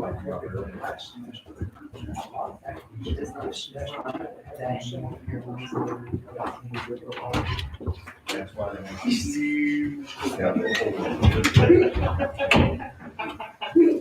If they're mean.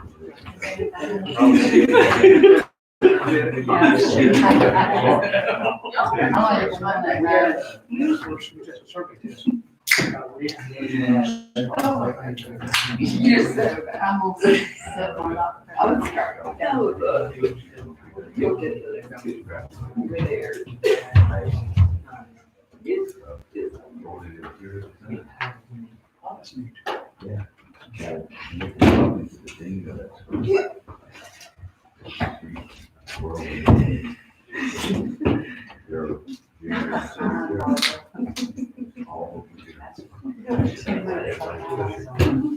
We're the only one of this program. taking notes. Yeah. We just look like us not taking notes. Yeah. Barbara, you want to know? That's right. That's- That's fine. And what there. All will be calling me. Raymond got his creativity, how it just made you see. Thank you.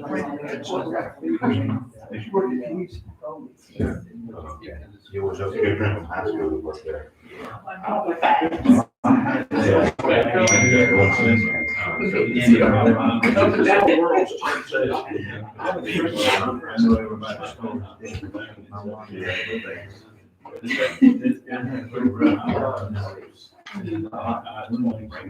Just silly somebody. Going to the top, I see. Yeah. Yeah. Class. You know, Yeah. stuff I like- thank the Lord you've been free from that. It's a mess. Yeah, I never did. I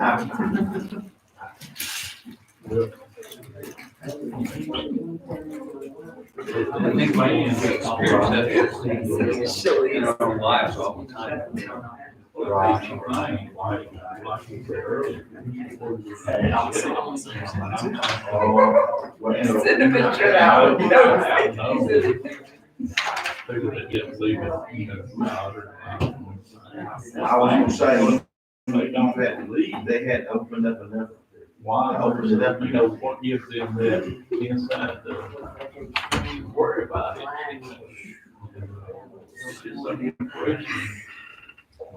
And you can just take it as far as you go. Yeah, it's really interesting.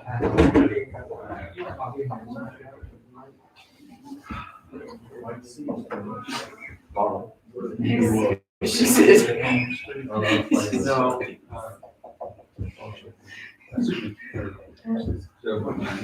Hey, I wish I could have been as I well. just turned to you, it's gonna be today. Everybody said He's that. saying, hey, you get time. Not living as well as food. Great. Well, drinking that Coke and losing 135 pounds.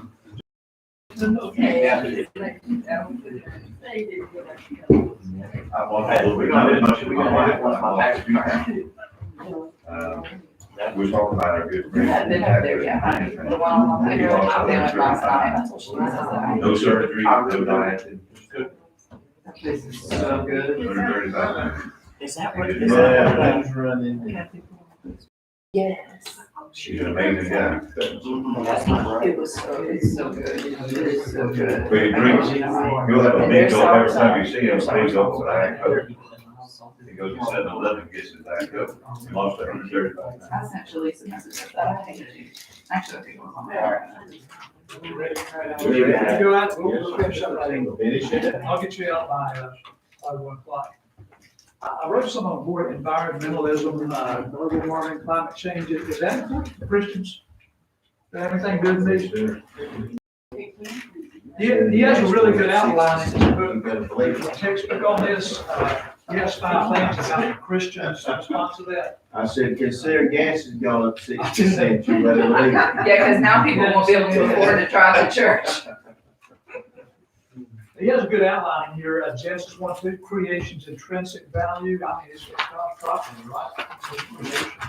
And then he goes from that to the flood and God as preservation.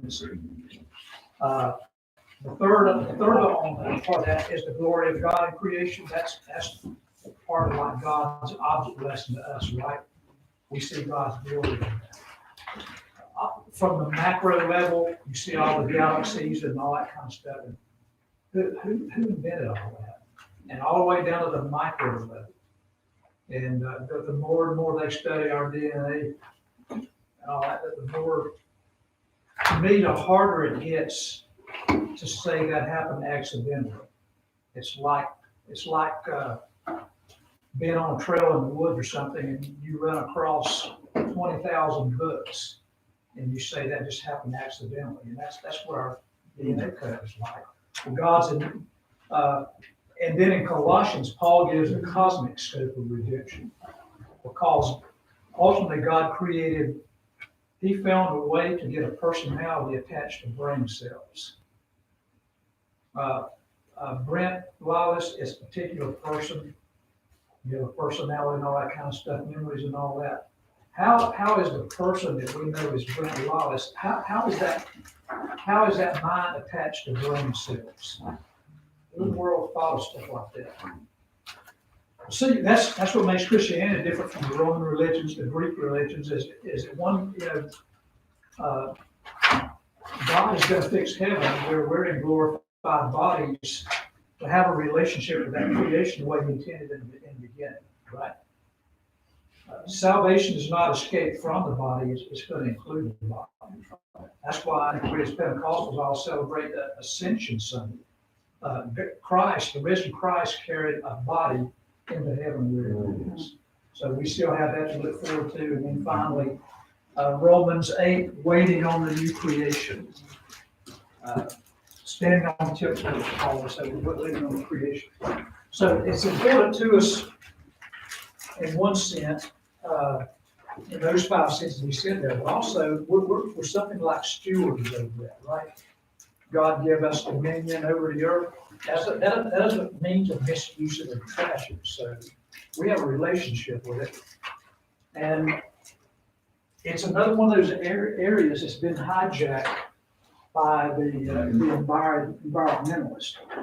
I actually think that's important, but I don't think most of what they're saying is true. So they came up with this thing about 20 years ago called global warming. And it turns out that it hasn't been warming. The whole thing was a lie. In fact, they even called it the pause. I saw Ted Cruz at a Senate hearing committee talking with the Greenpeace guy. And Cruz kept trying to get it. What are y'all doing with the pause? In other words, you've been running your computers on this and it hasn't warmed up in 20 years. What's your response to that? And the global Greenpeace guy, he'd turn around in his chair and talk to people, and they didn't really have any answer for that. So, do you see why they changed it from this to this over here? It's not really global warming, so we're going to have to call it something else. Well, I've got a problem with that.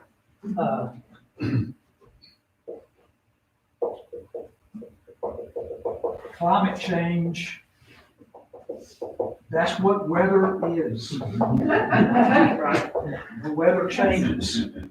That's, you know, God's saying in Greenville, if you don't like the weather, hang around for 20 minutes and it'll change for you. In logic, this is what they call the fallacy of tautology. That's where you have a subject and your predicate is, let me get it to it here.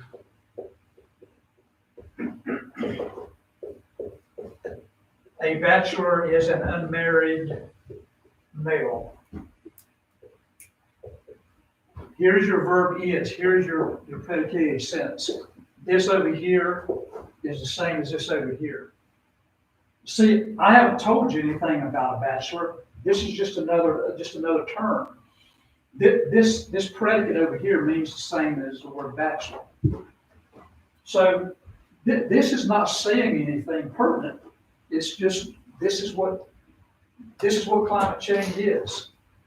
This is what weather is. Before you ever even made a comment, it's not like you're really doing anything. You're not accomplishing anything. You haven't proved anything in saying that the climate changes. So that's the biggest problem with that. Did I go down that trail there? Yeah. That's good.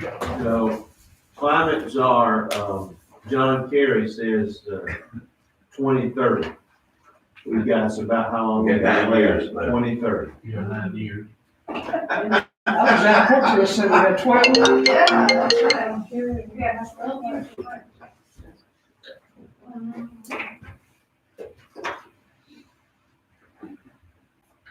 Now, I agree with the textbook there. My concerns as a Christian in God's creation, excessive packaging.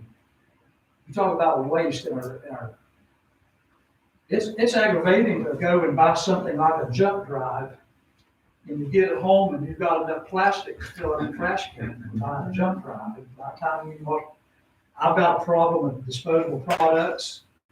I've got a problem with rapid obsolescence that's built into something.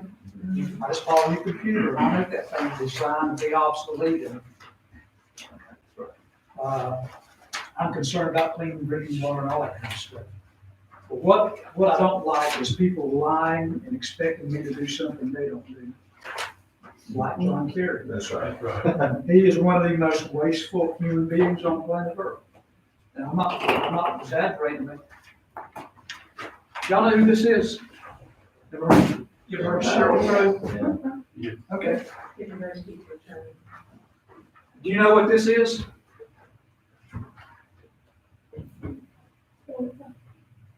Yeah, you're right. That's toilet paper. Where am I going with that? Yeah. Well, she thinks well, of course, not her, but when you and I go to the restroom, we should only be allotted one piece of toilet paper because of the environment. Do you think she's gonna do that? You mentioned Kerry. He thinks they ought to do away with air conditioning. You think he's gonna live without air conditioning? You come to Greenville August 22nd, and you try sitting around without air conditioning. 20 years ago, when they were still calling it this, I think Al Gore was probably the most wasteful person back then. He had 3 different houses. His house just in Memphis, Tennessee, used the same amount of energy as 26 average homes. And that's just one house. And by the way, the people that turned that in got the death rate. So you always have them telling us what we need to do. Tom Cruise tells us we need to do away with combustible engines. Who was it rebuilt the car in your truck? Is that you? He's working. Okay, yeah. Tom Cruise tells us we should be doing away with combustible engines, but he's got 15 cars in his garage, NASCARs. He's got one of those Chevelles, got a Chevy Mustang and all that. See, you and I shouldn't. What they mean is you and I shouldn't be driving cars like that. So it's always them versus us. I printed an article for you by Karuba in there. There's a guy that just wrote a book in your syllabus. His name is, this is pages 33 through 36. I'm not going to go through all that. Schellenberger was an environmentalist himself who recently wrote a book called Apocalypse Never, and he sort of apologizing for the false scare and the lies that they've done for the past 20 years. And you can read through some of this. These are some of the things he covered in his book. It's really interesting. I had another article that I don't think I printed. This guy went to somewhere on the African coast, the East African coast, but they said that the oceans were rising over there. The oceans had risen certain levels. He counting all the tides and all that. They wanted to go there and do a study of it. He spent several years studying that. And what it is along the coast of wherever he was doing that study, it was an area right through here where they're making that claim, the ocean is rising. So when he studied all that, it's the same everywhere else. He came to the conclusion that there had actually been a tectonic shift in the land mass there, that it had actually sunk 3 or 4 inches. And so they were getting these levels of water being higher there. So when he gets through and tries to publish all that, the country wouldn't even let him publish his work. And the reason they gave him, so help me, the reason they gave him, if you start publishing stuff like this, then we won't get reparation payments from America.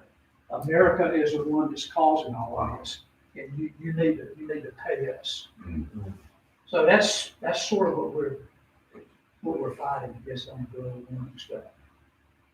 Now, did you see the difference between resisting that kind of nonsense versus being a personal steward? I don't waste stuff myself. for my art mixing cups, I save my plastic cups from the cafeteria at school where I ate lunch. I probably got $10 or $20 worth of cups in.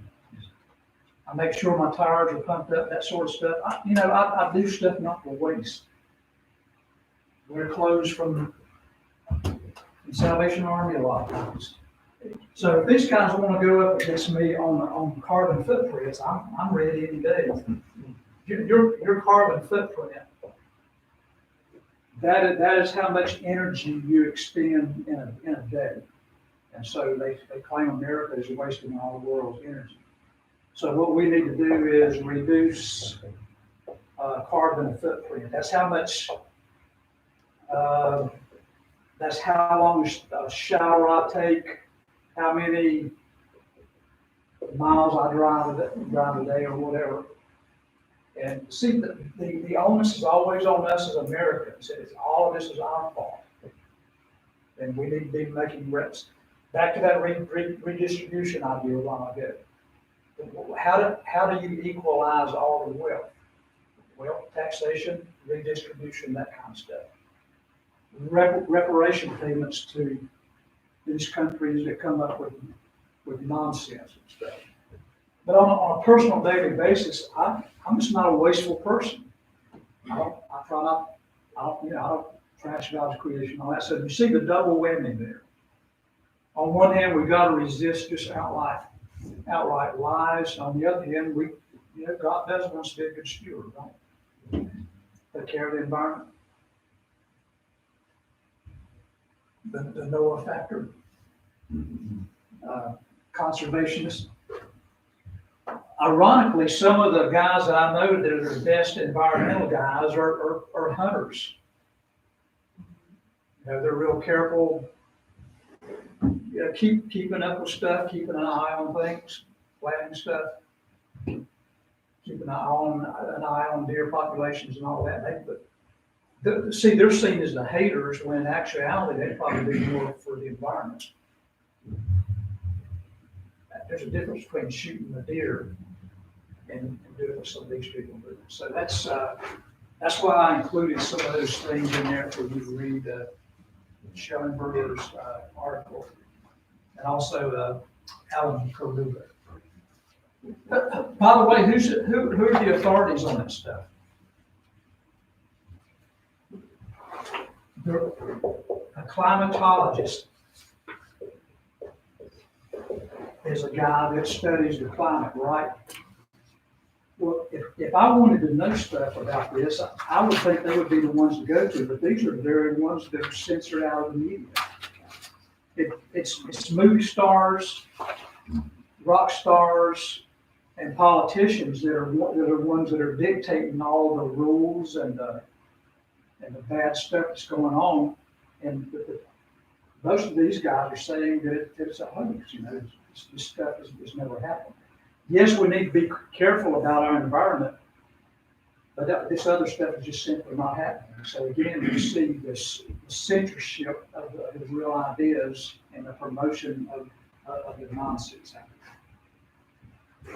It's getting harder and harder to trust the media. PW and I were talking about on the way down here. We saw someplace that looked like acres of these sun panels out there. See, now there's a big problem with those. They're wind power and solar power, they're probably going to do more than 5% of what we actually use. But that stuff is breaking down, and it's extremely toxic to the landfill. They don't know what to do with all that stuff. They got mountains of those windmill blades. They don't know what to do with them. And the solar panels have toxic parts in there, and then mercury poison and all that. So that's supposed to be a savior, but it's just not going to work. Comments there.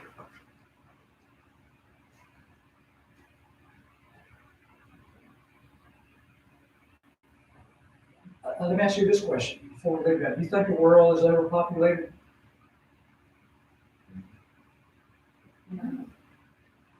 Not yet. I mean, it looks pretty busy in Greenwood. The overall world. Do As a Christian, do you think God, you think he has plans? He knows what the magic number is, right? So I'm waiting on that day myself. He'll shut it down when his will has been accomplished. I don't know how many people he wants in heaven, but he has plans there. Until then, we can't do lies and all this crazy stuff based on lies. And overpopulation is one of the things they use.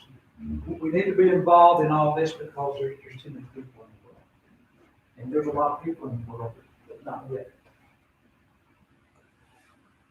I don't think the problems that we have in the world is because of too many people. The problems, again, is it's either religion or ideology or politics.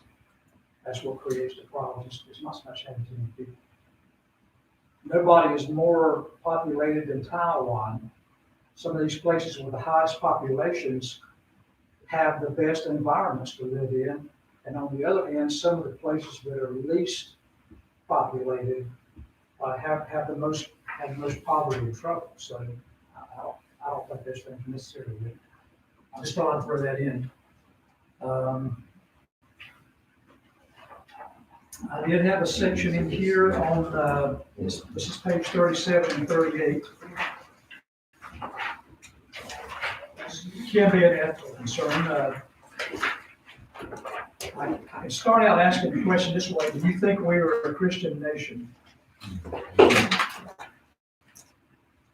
kind of a loaded question. What do you think?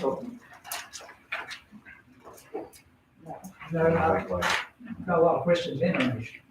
Do you think it was founded as a Christian nation? No. Not necessarily. There were a lot of principles, the Judeo-Christian principles were there. And so I just included a couple of things there.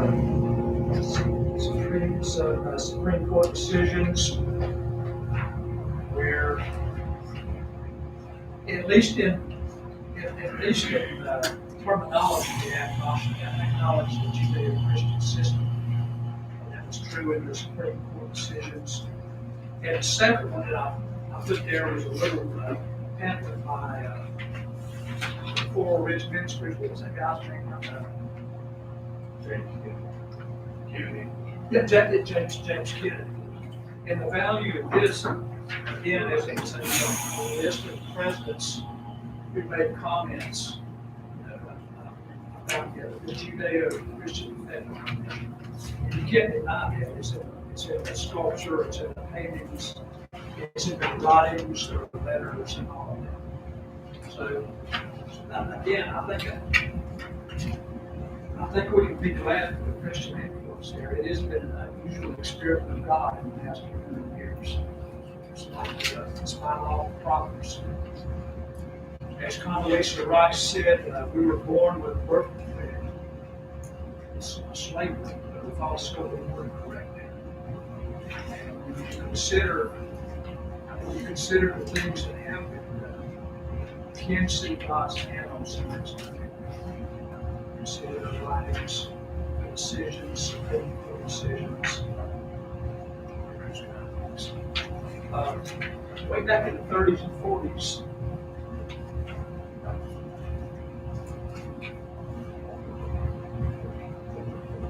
they came out with what they call critical theory, and it was Marxist critical theory, in which anytime they talked about America, it was always the bad stuff. In other words, they never talked about America without talking about slavery.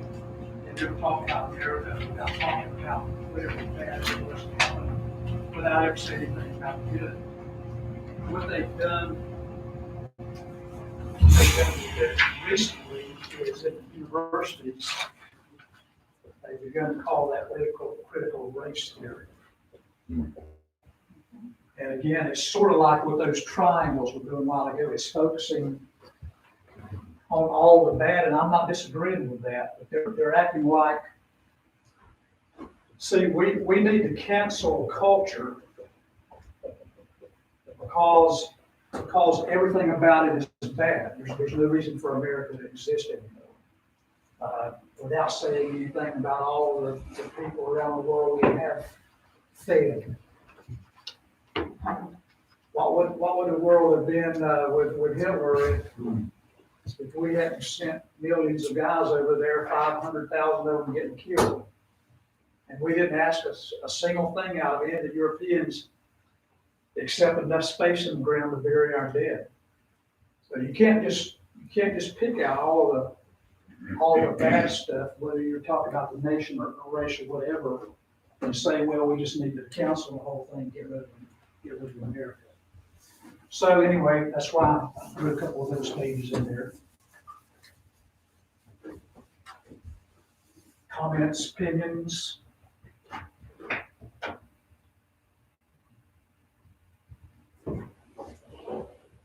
Okay, it's 4 minutes till. I guess we go ahead and shut down. For your own humor or pleasure or whatever, I included 2 sheets there. One is on entertainment and one is on leisure. That's page 39 and 40. We definitely are entertainment oriented, right? I personally think there's some principles even involved with that. Hollywood has a tendency to propagate the Dionysian Roman cult, a frenzy of sex, violence, horror, destruction. Fire responds, confrontation, interaction, opportunity, setting our minds on things above. And then finally, leisure. You probably say, well, I'm so busy all day long, but again, in terms of the rest of the world, in terms of what the past has been like, we have, all of us in this room, we technically have more leisure than any generation has ever had. So we probably just don't think of that because of perspective. If you just go down to number 5 there, you see the Old Testament word there, shalom. The New Testament counterpart, the Greek word is rene. And both of those words, both Old Testament and New Testament, what does peace mean? Biblical peace. The tranquil serenity of heart and mind that comes from the all-prevailing consciousness that our life and times are in the hands of God. And our times of leisure, do we ever reflect on that? Where the Jews used to greet each other with that shalom. That serenity of mind and heart. You and I are in the hands of God. Let's have that serenity of mind and heart that comes from that knowledge. And so in the New Testament, when they say or rene, it's the same idea. Leisure is a trust to be invested.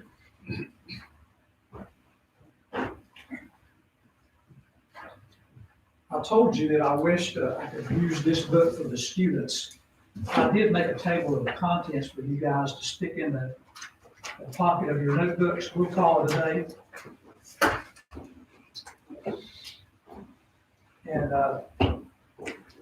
sometimes this is the table of contents in this book here. And it's set up in the form of questions. I guarantee you every one of us ask these questions that are being asked there. So this, for future reference, in case I'm not trying, they didn't pay me to sell a book. I'm not sending them a bill. But in case you're ever wondering about some of that stuff, get on the internet, maybe you can find a used copy.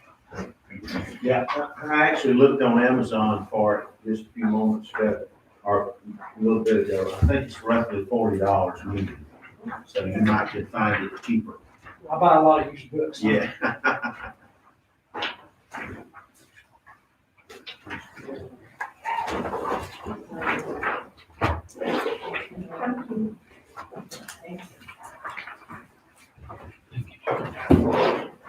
Just put that in the pocket.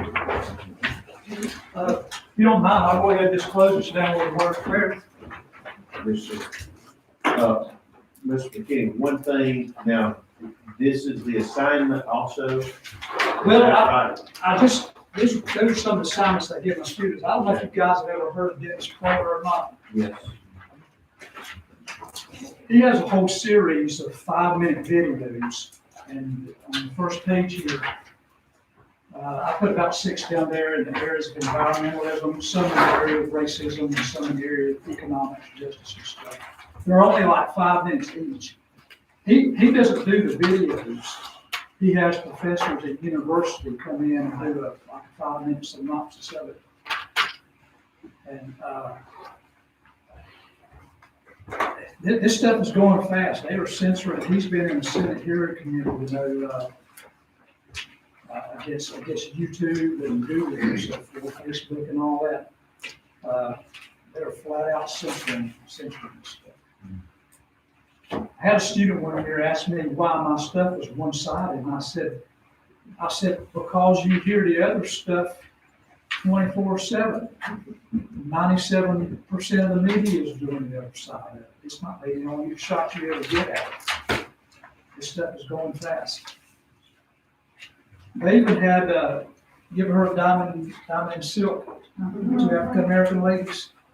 They even had a Senate hearing committee saying their stuff is getting censored off of Facebook. You can't be pro-Trump.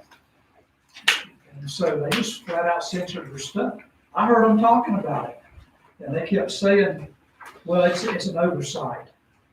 Which is named Zuckerman? No, yeah, Zuckerberg.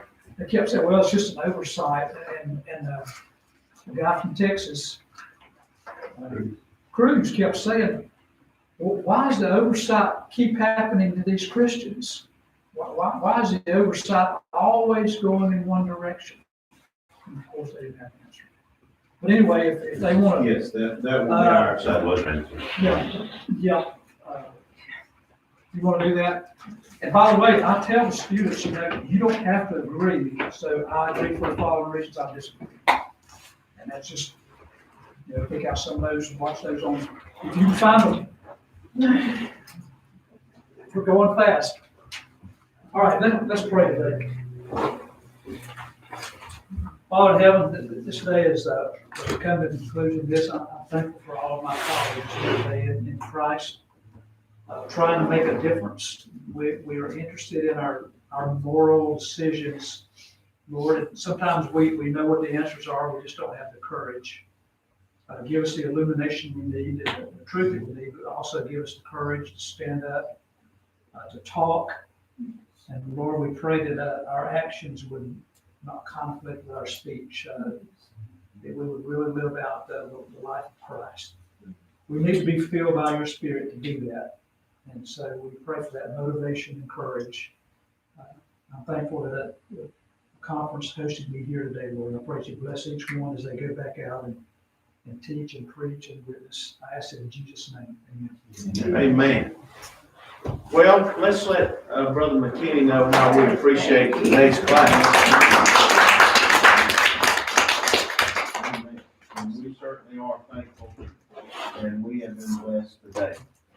So you'll just follow the assignment there, and if you have any difficulty with it, just let me know, and we'll work through that together. But I don't think you will. And otherwise, unless I see you before somewhere along the way or on Facebook or whatever, I'll see you then on March the 20th, right? Right here.